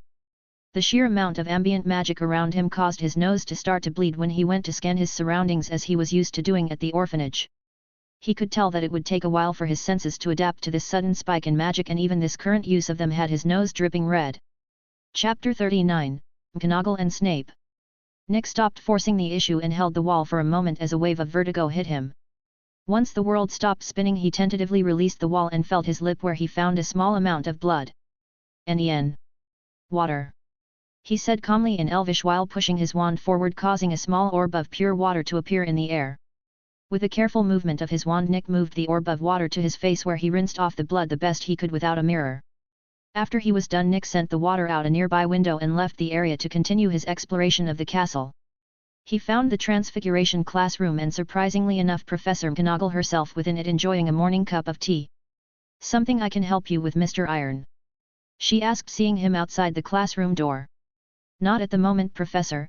I was just exploring the castle to get my bearings is all, and noticed you within this room giving me pause," Nick answered both honestly and cordially. "How goes your progress so far?" the elderly witch asked curiously. "Splendidly, Professor. I have already cleared the 2nd to 7th floors from my list and only require this one and the dungeons to be fully aware of majority of the castle," he answered honestly. McGonagall raised an eyebrow in surprise at this, an impressive speed, I admit. "I expect you will have no trouble being on time for lessons come tomorrow then?" she asked seriously. Nick nodded with a grin. "Unless something unusual happens to delay me, I ought to be amongst the first to arrive from my housemates," he said confidently. The elderly witch had the smallest upturned corner of her mouth. "Very well, young man, I shall hold you accountable to that. Off you trot now," she said, waving him away dismissively. She wasn't half as stern as the books made her sound, though then again my interaction might be because I am neither in trouble nor in class, Nick thought as he left. He started to come across more and more people as time moved on and lunchtime arrived in the castle, and others seemed to realize they had no clue where the other classes were. He found the fruit bowl painting that apparently led to the kitchens and noted that it was right near the Hufflepuff common room that was hidden in a barrel by the wine cellar. The dungeons were past the wine cellar and led underneath the Black Lake apparently, which explained why the entire area was almost frigid in temperature. Architecture-wise, very little was different than the rest of the castle save for a couple things. First was the noticeable uptick of snake motifs adorning practically everything. Second was the overabundance of disused prison cells, because it was a dungeon of course. Finally, however, was the potions classroom and ingredient storage room not far from it. Nick noticed a lot of Slytherin students in this part of the castle, and they definitely noticed him as well. "You there, Mudblood?" he heard an ever so irritating voice call out with an offensive word, and it took considerable willpower not to turn and use a hex on its owner. "What do you want, Malfoy?" Nick said, turning around with an irritated expression. The blonde boy froze momentarily as he found himself staring at Nick's golden eyes. "You see, I happened to spot you polluting the air down here and decided to do something about it." Malfoy quickly recovered and said loudly with a sneer. "By all means do go on, I'm sure Professor Snape would love to hear more, Malfoy," Nick said while looking at that same professor who had just rounded the nearby end corner and saw them both. Malfoy turned to follow Nick's line of sight and could only grit his teeth and leave angrily, seeing that Snape was indeed standing there with his usual resting bitch face. Seeing that nothing happened, Snape seemed almost disappointed and chose to ignore Nick and walk into the potions classroom brutally. "That guy's got issues. Well, I'm done here anyways, so I guess I can spend the rest of the day in the library," Nick thought before leaving the dungeons and walking through the halls of the first floor to the library at the eastern portion of the castle. The library was an intimidating place for Nick, as not only was the librarian Irma Pans a stern woman who looked like she hated anyone who so much as touched her precious books, but the damned thing looked endless, as Nick simply could not see an end to the rows of bookshelves. Chapter 40, Start of Classes. Nick wanted to pull his hair out in frustration when he saw the organization that the library had, which is to say basically none. There was once a semblance of order to the library, but clearly the past generations of librarians gave up on it, as Nick found 5th year books in the 2nd year area and even a book on potions in the charms section. This didn't even begin to go into the books he found in the deeper parts of the library that had looked like they had seen the light of day within centuries, which may even be true. Books on rituals, sacrifices, magical crest, veritology, wand making, and more hyper-advanced or dangerous subjects sat in plain view, making Nick think that the restricted section was a distraction. On the plus side, I will likely be way more knowledgeable than the past few generations of wizards. Nick thought as he grabbed a book called A Beginner's Guide to Rituals by R.S. Black. Rituals can roughly be categorized into 4 categories: sacrificial, obligatory, finite and fusion. Before I delve into these types of ritual in depth, I shall write a warning to whomever it may concern. Rituals are a precise art that broker no mistakes in their construction, for even a small deviation may have catastrophic consequences. You have been duly warned. Nick had a serious expression on his face as he read the entry excerpt for the book he had picked up, even though he had no clue what language it was in. Being able to read, write, and speak any language was already coming in handy for Nick, as a vast majority of books at Hogwarts were in dead or foreign languages. One of the books way back in this area had even been written in cuneiform, as far as Nick could tell. The warning in the book had made him both curious as well as cautious, since he had no clue what he was looking at, magically speaking. He severely lacked a lot of information on the magical side of the world and refused to delve into any extra topics until he fixed this problem. A good thing about this ancient section, as he decided to call it, was that he also found books on the basics of magic in these lost or foreign languages that he could use to expand his personal knowledge of both old and modern magical fundamentals. It was funny how hard a task becomes when the key information to it is locked behind a language barrier. Sure, if you have the talent and just enough information, you could slowly recreate what you need from scratch, but this was inefficient and it showed. 1,000 years ago, magical people on the level of Dumbledore were everywhere. They slowly vanished, however, as the generations went on and laziness and incompetence ran rampant until what was once common knowledge was considered obscure. Nick had a theory that the reason so many forbidden books were in the ancient section was because Dumbledore didn't actually know what they contained and as a result had overlooked them. More for me, I guess. Nick thought with a grin as he went to the normal sections to try and find normal fundamental books. By the time dinner came around at 6, he had found literally 2 books that covered fundamental knowledge. This'll have to do for now, I guess, he thought, depressed as he checked the books out under Ms. Pance's scowl. Dinner was the same as the night before, with the selection of food being noticeably English. With the exception of the tacos that had shown up on the table, confusing and delighting the majority of the students. When dinner was done, all the first years got their schedules for the entire year posted on the board in the common room, and it was as follows. Mondays 7-8, 45 breakfast/9 to 10 potions/10, 15-11, 15 herbology/11, 15-12, 45 lunch/1 to 2 herbology/2, 15-6 free period/6 to 8 dinner. Tuesdays 7-8, 45 breakfast/9 to 10 history of magic/10, 15-11, 15 charms/11, 15-12, 45 lunch/1 to 2 charms/2 to 6 free period/6 to 8 dinner. Wednesdays 7-8, 45 breakfast/9 to 10 flying/10, 15-11, 15 astronomy/11, 15-12, 45 lunch/1-2 defense against the dark arts/2-6 free period/6-8 dinner. Thursdays 7-8, 45 breakfast/9-10 dada/10, 15-11, 15 history of magic/11, 15-12, 45 lunch/1 to 2 transfiguration/2, 15-3, 15 transfiguration/3, 36 free period/6-8 dinner.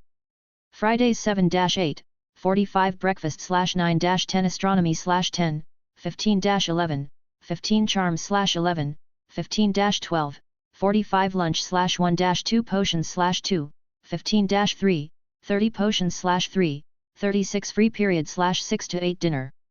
Saturdays and Sundays, free time. Chapter 41, Potions.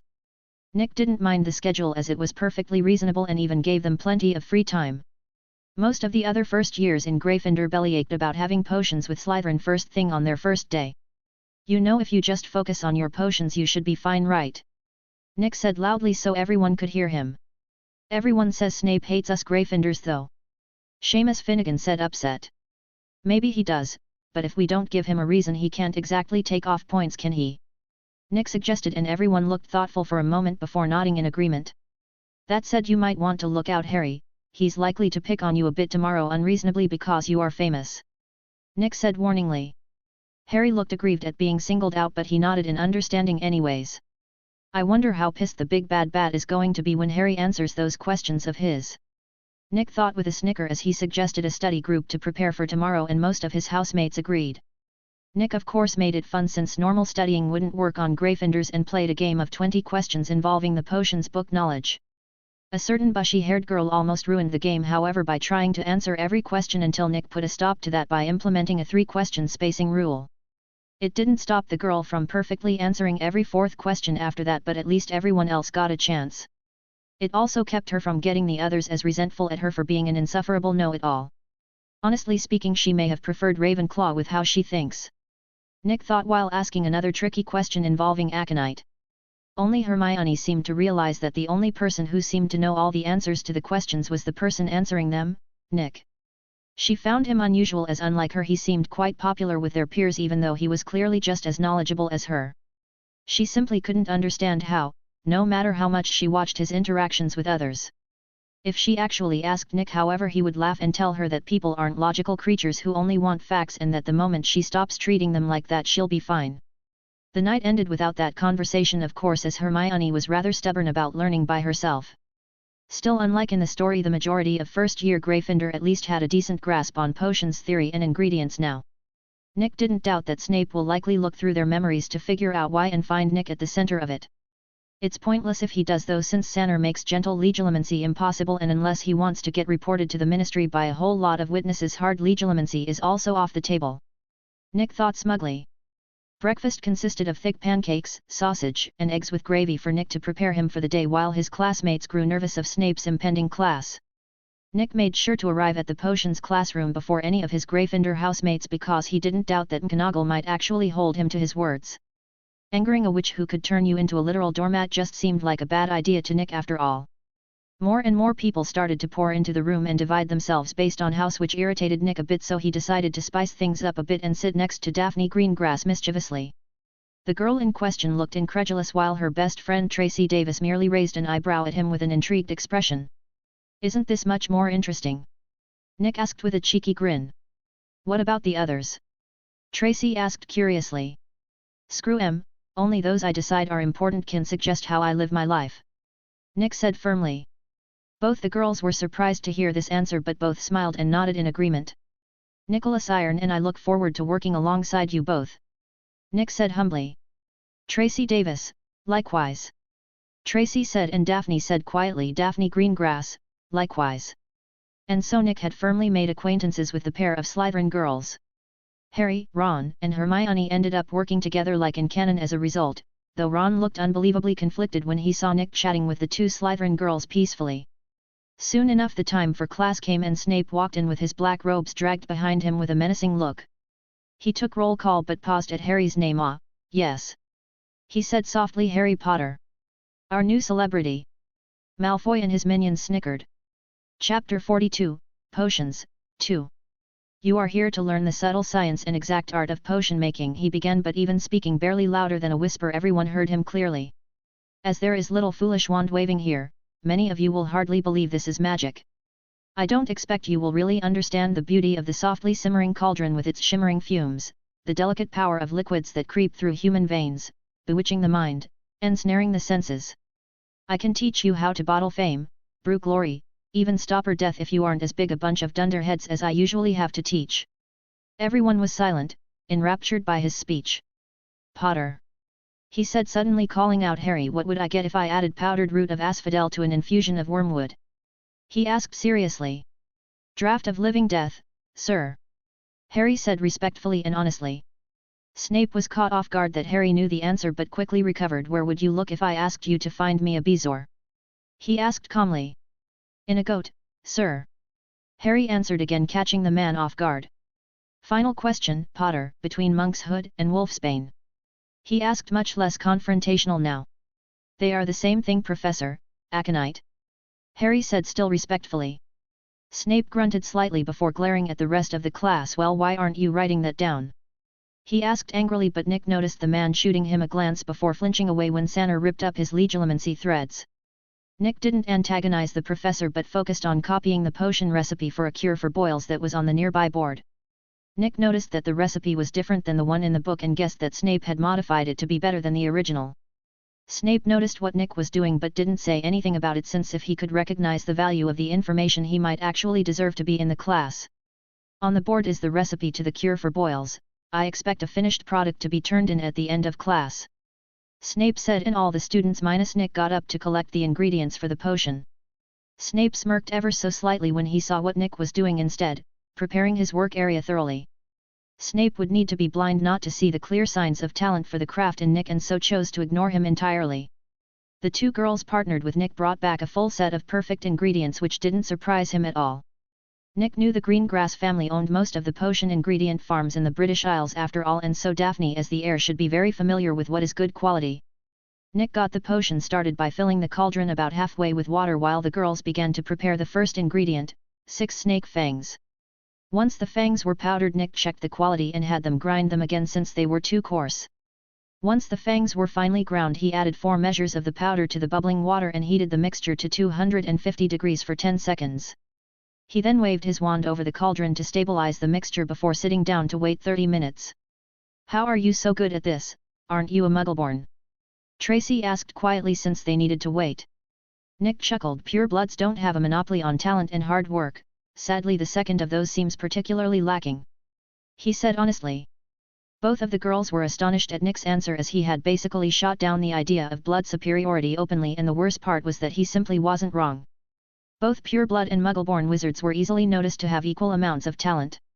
But unlike the Muggleborns who put in the work to catch up, the purebloods stagnated from laziness, thinking that the Muggleborns simply couldn't surpass them.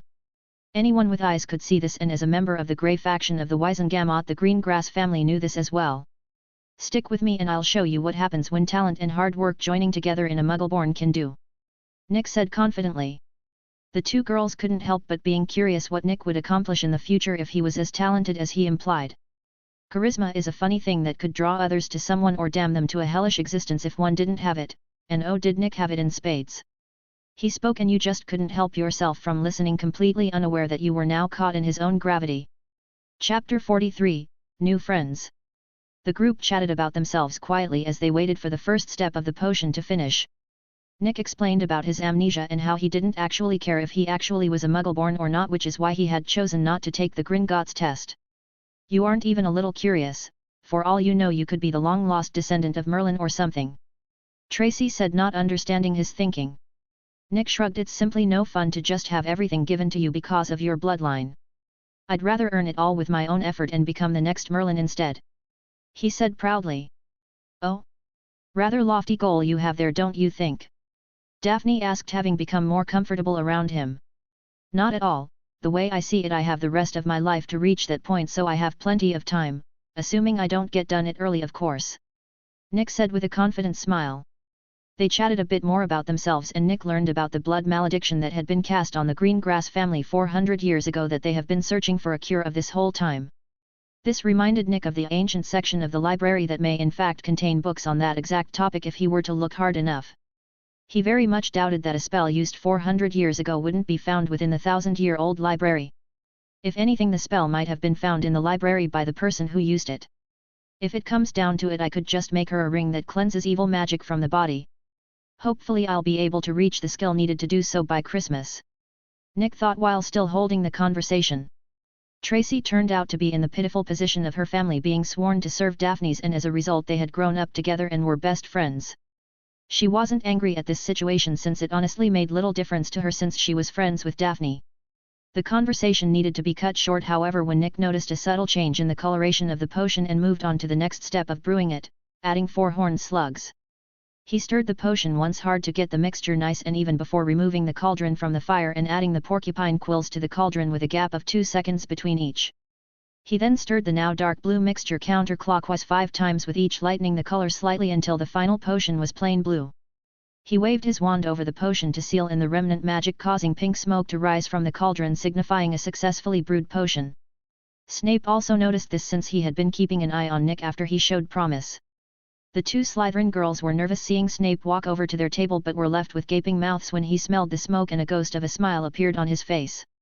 "An acceptable potion, 5 points to Gryffindor and Slytherin each," the man said before leaving their table while every other student gaped at their table. Not only had they completed the potion first, but even Snape was impressed enough to give Gryffindor points. Hermione was practically steaming mad that she had been outdone and urged Harry and Ron to hurry up. Unlike in the book, Neville didn't make the mistake of leaving the potion on the fire before adding the porcupine quills, so he managed to create a barely passing potion. Soon enough the class came to an end, with those who failed to brew a passing potion needing to write an essay on the potion as homework. Those who did create passing potions were allowed to take a bottle of their own brewed potion with them. The rest was all mixed together by Snape and then donated to the hospital wing as reserves. This was actually pretty smart on the school's part, as it taught the students and prepared it to treat the pimple hexes that always showed up. The entire class had herbology next till 11, which was lunchtime, and then they had to come back to herbology till 2. After that it was a free period until dinner, which was like all meals, optional at Hogwarts.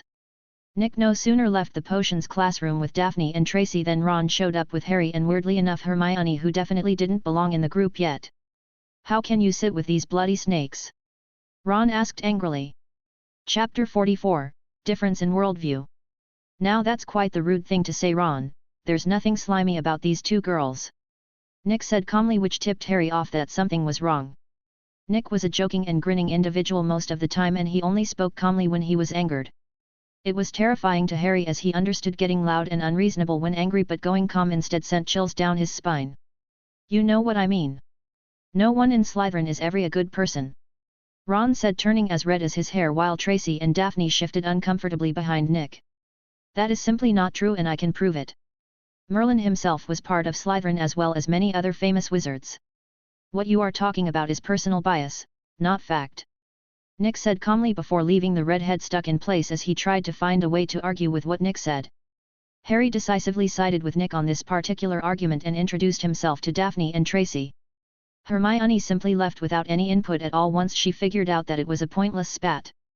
The two Slytherin girls separated from Nick and Harry since they didn't want to sit at another house's table and get stared at by the entire thing. "You all right?" Harry asked as they sat down at the long table. "Yeah, I'm fine, Harry, just didn't expect to have to expose him so soon," Nick said with a sigh. Harry looked confused. "What do you mean?" he asked. "The guy's a sheep, mate.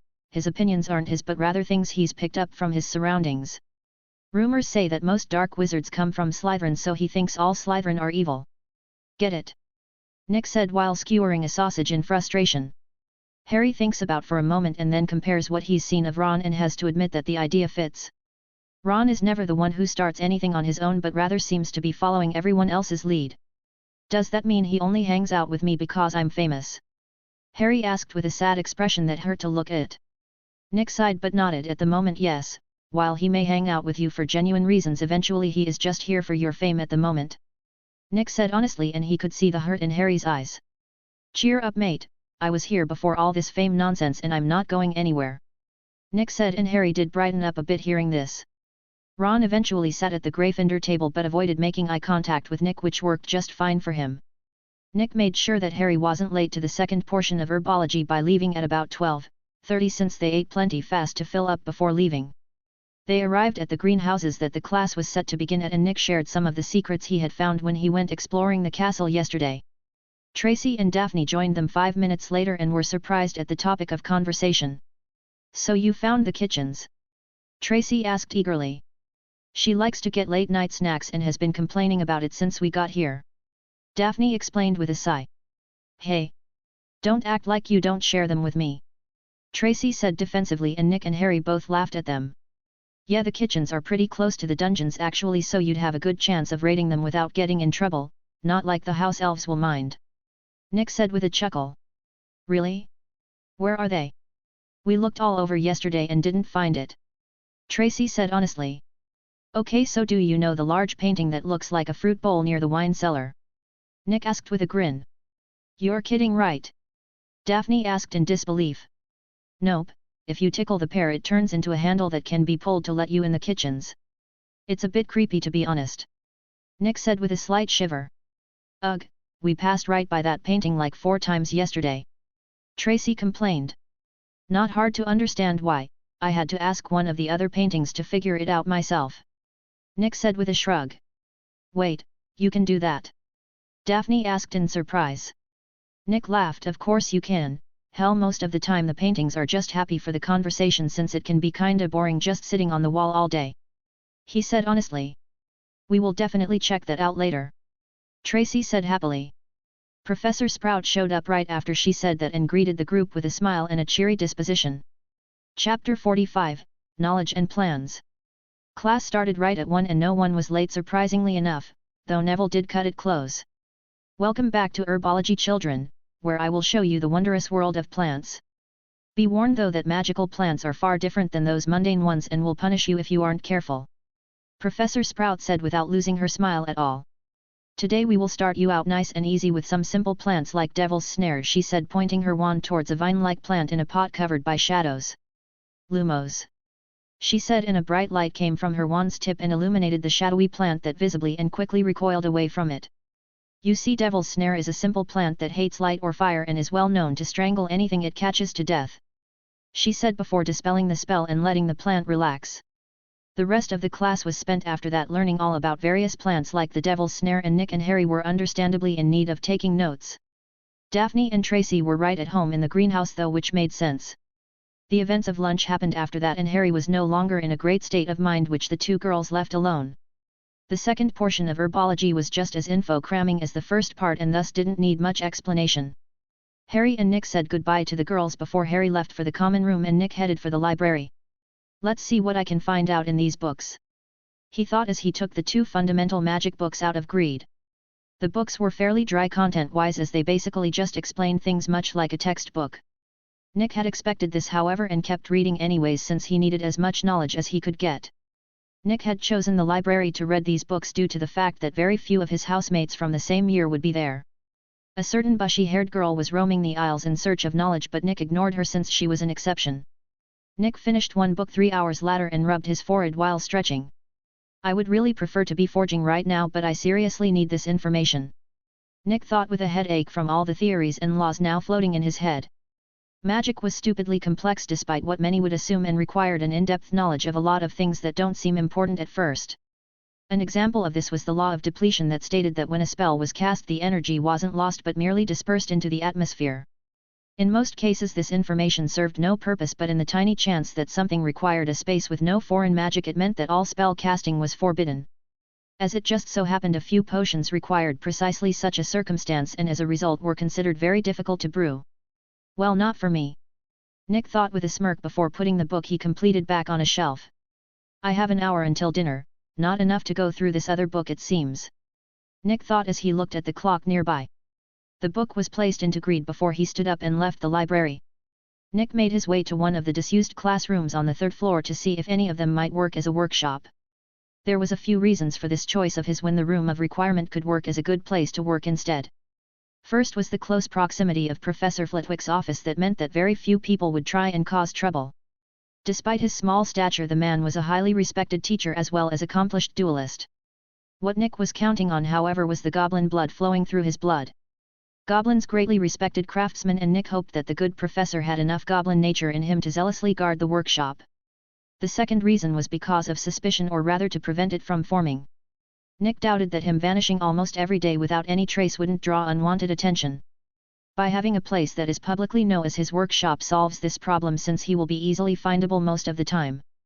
This also tied into the final reason for this choice: business. Nick was planning to set up shop in the room for anyone to come and order an enchanted ring from him. The reason he needed to do this was that he would need the publicity as a well-known enchanter to pass off his agelessness as a property of one of his rings, much like Flamel passed his off to the stone. Chapter 46, Leaving an Impression. Nick got lucky and found a medium-sized classroom 2 doors away from the charms classroom that was filled with unused desks. Nick checked the room thoroughly to make sure there weren't any nasty hidden things in it before nodding contentedly. He pointed his wand at the desk nearest him and spoke Wingardium Leviosa. And the desk rose up, at which point he pointed the wand at one desk after another, causing them all to float. Nick felt his magic reserves quickly emptying and he waved his wand, send the desks floating towards the far wall where they were stacked neatly. A splendid use of the levitation charm. A higher pitch voice than normal said appreciatively from behind Nick, making him flinch and turn around quickly. There, at about 2 feet tall, was the very professor he chose this classroom for. It's very rare to see a first year perform multiple levitations at the same time, much more so when I haven't even taught the charm yet, Flitwick said with a happy smile. I actually learned all the spells in the book over the summer, Nick admitted awkwardly. Not to worry, my boy, I did the same thing when I was your age, the small man said honestly. I hope you'll forgive me for asking, but why were you rearranging this room to begin with? Flitwick asked curiously.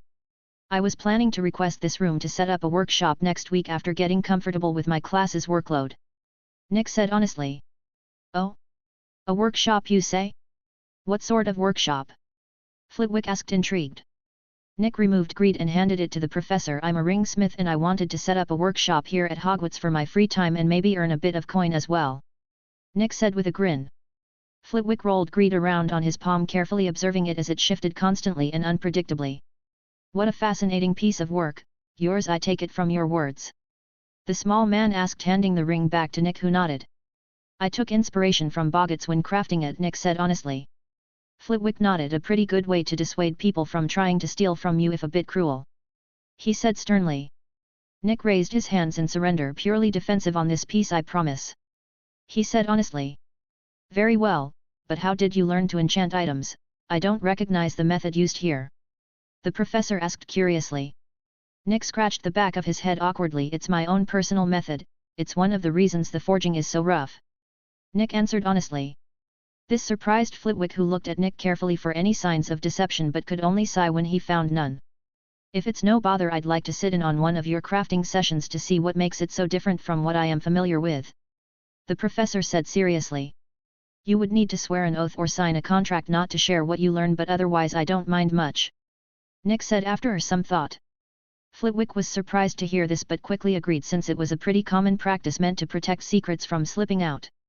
In fact, most enchanters do something similar with their own apprentices that only allow them to share their knowledge with their own apprentices. This lets the art get passed on without getting passed out to the public.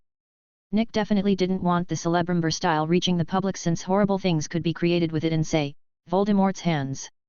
The charms professor was surprisingly knowledgeable about metalwork and even made suggestions on good alloys for carrying magic.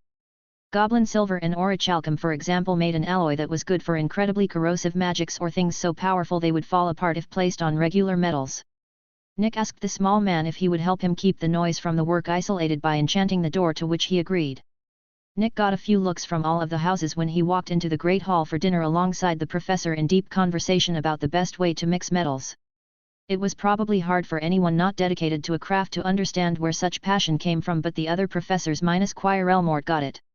Dumbledore caught bits of the conversation and could only give a wry smile, as he knew more about the reason the conversation was likely happening than the rest. He had personally confirmed that Nick did indeed know his craft, and knowing Flitwick had been engaged in conversation on it for quite a while. Needless to say, Nick left quite the first impression on the first day of classes. Chapter 47, Teacher's Conversation. Flitwick reluctantly cut the conversation short when Nick reached Harry on the Gryffindor long table. The boy who lived had saved him a spot, and so the small professor could only promise to continue this conversation at a different time before joining the other teachers at their table with a wide smile. It would seem you have discovered the boy's knowledge of ring-making, Phileas. Dumbledore said meaningfully. Oh yes. He is positively bursting with potential with how knowledgeable he seems in the arts. I would have only found out much later if I hadn't caught him rearranging a disused classroom near my office, a truly splendid use of the levitation charm. Flitwick said excitedly. Oh? Don't you usually only start teaching that spell around Halloween? Dumbledore asked with keen interest. Flitwick nodded while setting a plate of food on his plate. Indeed, the boy said he's learned the entire year's worth of spells during the summer, and from the prowess he showed I believe it too. Flitwick said before biting into a sausage. It would seem the boy is full of surprises. Snape said calmly. What makes you say so, Severus? Dumbledore asked curiously. In my own class the boy not only had the foresight to copy my own personal cure for Boyle's recipe but even successfully improved it on the first try. The finished product was nearly a third more potent than my own. Snape said in a rare word of praise, much to the other professor's shock. And what of your class, Pomona? You had the boy the longest so far. Dumbledore asked, very much interested in the information. Well, he doesn't seem to have much affinity for plants, if today's performance was any indication. Boy looked lost for most of my class. The plump woman said, disappointed. No need to be down, very few wizards have talents in all subjects, but we will need to keep a close eye on the boy to make sure he doesn't get led astray from his own talent like some of our school's past students. Dumbledore said darkly at the end of his statement, and the other teachers minus Quirrell Mort nodded in agreement. Nick meanwhile was getting bombarded with questions by his housemates about what he was talking to Flitwick about. We were just talking about different types of metal and their potential in enchanting, chill out. Nick said to get them to stop. Harry, Ron, and the twins understood why that made sense, but no one else did, so Dean Thomas fixed that. Why in Merlin's saggy robes would you be talking about that? He asked, confused, and almost everyone else nodded in agreement. I'm a ring maker who works to shape and enchant metal while he's a master of charm, enchanting, and he's half goblin, enough said. Nick said while showing off greed once again. He could show off Sanner instead, but greed is simply far more eye-catching to look at. Before anyone asks, I don't do work for free. If you want a ring you'll need to pay just like everyone else, ask the twins, they can tell you. Nick said, causing most of them to deflate in disappointment, especially the girls. Fred and George laughed at the looks everyone had and shared their own experience making a deal with Nick and how they were having trouble fulfilling their side of it still. Apparently they had sent at least a dozen letters out trying to figure out where to get the furnace and hadn't heard back from any one of them yet. It doesn't really matter much anyways, since I won't be doing any work till next week at the least when I apply for a empty classroom for myself. Nick added, making the rest of the people who were still hopeful finally give up on trying to get some bling from Nick for now. Dinner was quiet after that as everyone mostly focused on eating. Most of the house went to bed after dinner with a few exceptions who decided otherwise. Nick was not amongst those as he wanted to be well rested for each of his classes tomorrow since they had charms and history of magic. Ron avoided both Nick and Harry even when they went to bed, which didn't bother either of them. The next morning Nick woke up at dawn to do some light reading into the Fundamentals of Magic book. This book explained why all spells seem to be in Latin or another language that isn't commonly spoken. As it turned out, any language could work for spells, however if you used the language you spoke most often as a base for a spell, your wand might spew spells even when you don't want it to eventually. Chapter 48, Wasted Time. The book did mention, however, that some languages simply made spell work easier or more powerful, such as Latin being rather on point for spell making, leaving it as the current best option. Well, outside Elvish it seems, but I'll keep that to myself for now. Nick thought after reading that piece of information. There were a few other interesting nuggets of information that Nick found in the hour he had to read before breakfast. Things like how most transfigurations weren't permanent because the object had a memory of what it was originally that wore down the magic until it was undone. Permanent transfiguration only happened when the memory of the object was rewritten into its new shape, basically erasing what it was originally.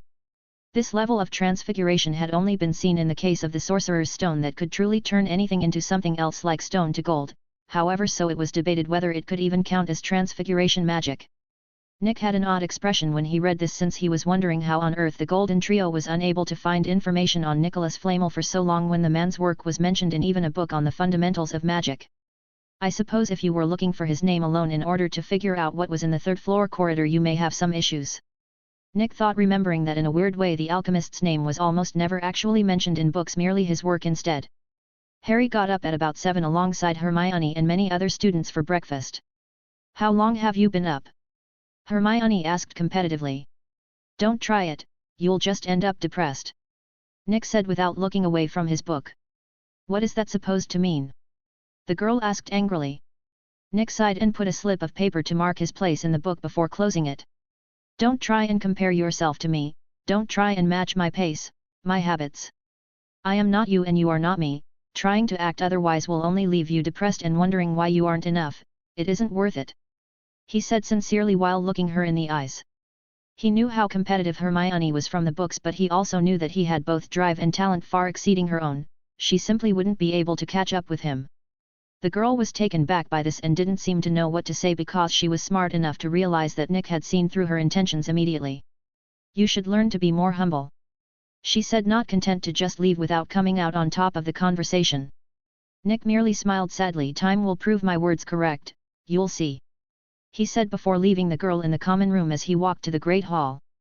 Perhaps it wasn't the greatest way to start the day, but the girl had brought it on herself. Nick didn't doubt she would try and copy his sleeping schedule once she figured out when he woke up normally. But that would only be the start of her problems, as even if she copied his every action, his own talent made the tasks easier for him than her. The only way she could catch up to him would be if he purposefully stagnated somehow, which he refused to do. Breakfast was a simply bowl of oats and bananas with a glass of orange juice on the side. The first class of the day was History of Magic and Nick hated it with a passion. Professor Binns was a ghost, and that was literally the only thing interesting about the entire class. The ghost spoke like one would expect a textbook to sound if it could speak, and as a result was horribly hard to listen to seriously. Nick wondered if the class was purposefully set early in the morning just so students didn't fall asleep. Even worse in Nick's opinion was that the students didn't actually learn anything important, merely some useless information on the Goblin Wars that happened almost half a millennia ago. If the books are anything to go by, this doesn't get any better over the years either. Nick thought dreadfully as the ghost droned on and on about some first major Grimclaw who captured a castle, and that was the only significant thing the goblin ever did. Nick gave up on this class mentally and decided that he would just focus his mind on other more fruitful things instead of wasting his time, since the teacher didn't even question the students. Nick doubted that the ghost would even notice if he studied other things during the class instead. Chapter 49, Charms. Finally, the history of magic class ended and every student in the class, including Hermione, was reinvigorated as they moved on to the first part of the charms lesson for the day.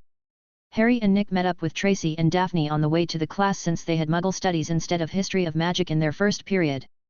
The kitchen was right where you said it was, Tracy said in excitement when she got close enough. Nick acted like he was offended. You didn't believe me? I am deeply hurt, he said dramatically, causing the two girls and Harry to laugh. All jokes aside, want a cookie? Nick asked with a grin as 3 chocolate chip cookies appeared in his hand from greed. I'm so jealous. I want a cookie stash ring too, Tracy said enviously as she took one of the cookies out of Nick's hand. The other two also took a cookie while Nick merely grinned victoriously. You should be jealous. Do you know how hard I had to work to get this ring? Months of effort, Nick complained. The worst part is getting another one just like it is still going to take a huge amount of effort on my part, totally not worth it, he said regretfully. You know, if you were pure-blooded you could just get rich with a single test at Gringotts and get a bunch of rings just like that, just saying, Daphne said without looking at him. Nick sighed. Are you still on about that? I told you that's no fun at all. Where's the challenge? All it would accomplish is making Malfoy and the rest of those idiotic bigots look good, totally not worth it, he said honestly. You know, you just insulted like 70% of the wizarding world, right? Tracy asked with a chuckle. If they want to try and cause me problems they can learn that I ain't no pushover, dig, Nick said while imitating a 70s gangster accent. Harry laughed at the accent and the girls giggled. Not to mention my good pal Harry here'll chew off their ears if they come at me. Nick threw his arm around Harry's shoulder with a wide grin. The girls were turning red from laughing so hard while Harry looked embarrassed. They reached the charms classroom soon after that, and Flitwick merely smiled when he saw the group from 2 different houses getting along. The charms classroom was a large room with 2 rows of desks on either side of the room and a pile of books that Flitwick used to stand at the same level as a normal person at the far end. Normally the 2 houses didn't mix and sat on one side of the room each, but Nick's group sat on the Gryffindor side. Harry and Nick each sat of opposite sides of the girls so that they acted as a sort of buffer. They got quite a few mean looks from both of the houses, but Nick was more than willing to ignore them. Once the class was situated, Flitwick spoke up. Welcome to Charms class, where you'll learn jinxes, hexes, and everything in between. Today, for example, we shall start out very simple with the light casting spell. Mr. Iron, would you mind giving a demonstration? He asked while giving Nick a grin. Do you want the basic version or my own twist on the spell? Nick asked, not bothered at all. Why not both? I am quite curious what you'll show us, Flitwick said with a look of interest. Nick left his desk and stood in the center of the room and flicked his wand Lumos. And a bright white light appeared on the tip of his wand. That was the normal version, he said casually before pointing his wand up and rotating it clockwise. Lumos Milliject. From his wand 1,000 small bright lights shot into the air and hovered overhead like a fake set of stars. Everyone including Flitwick gasped in awe at the beautiful scene shown. Nick pointed his wand downwards and spun it counterclockwise Nox Senium. And the lights started to fade one by one like dying stars in a hauntingly beautiful display. I call that the Starlight Dirge combo, Nick said with a smile. The final song of the stars, a fitting name indeed. 10 points to Gryffindor for the magnificent use of the Lumos charm, Flitwick said happily. As Mr. Iron has demonstrated, even the most simple spell can produce extraordinary results. You may all begin practicing the Lumos spell as described in your books, and remember that wand movement is important.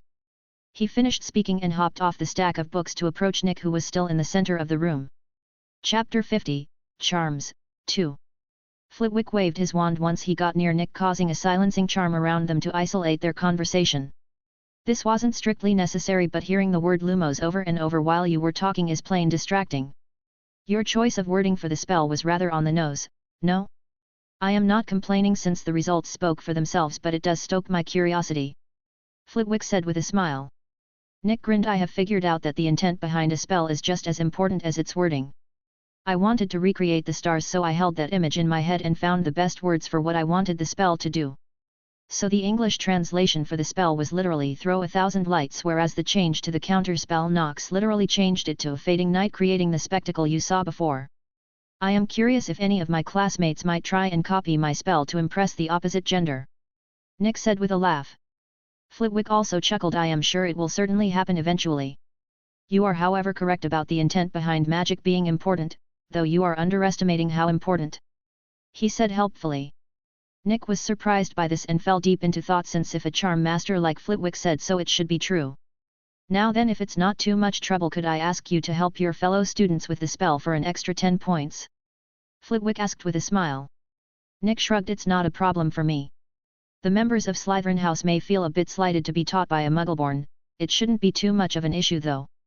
Nick said with a casual grin. Flitwick sighed and shook his head in disappointment. You are referring to that blood purity nonsense.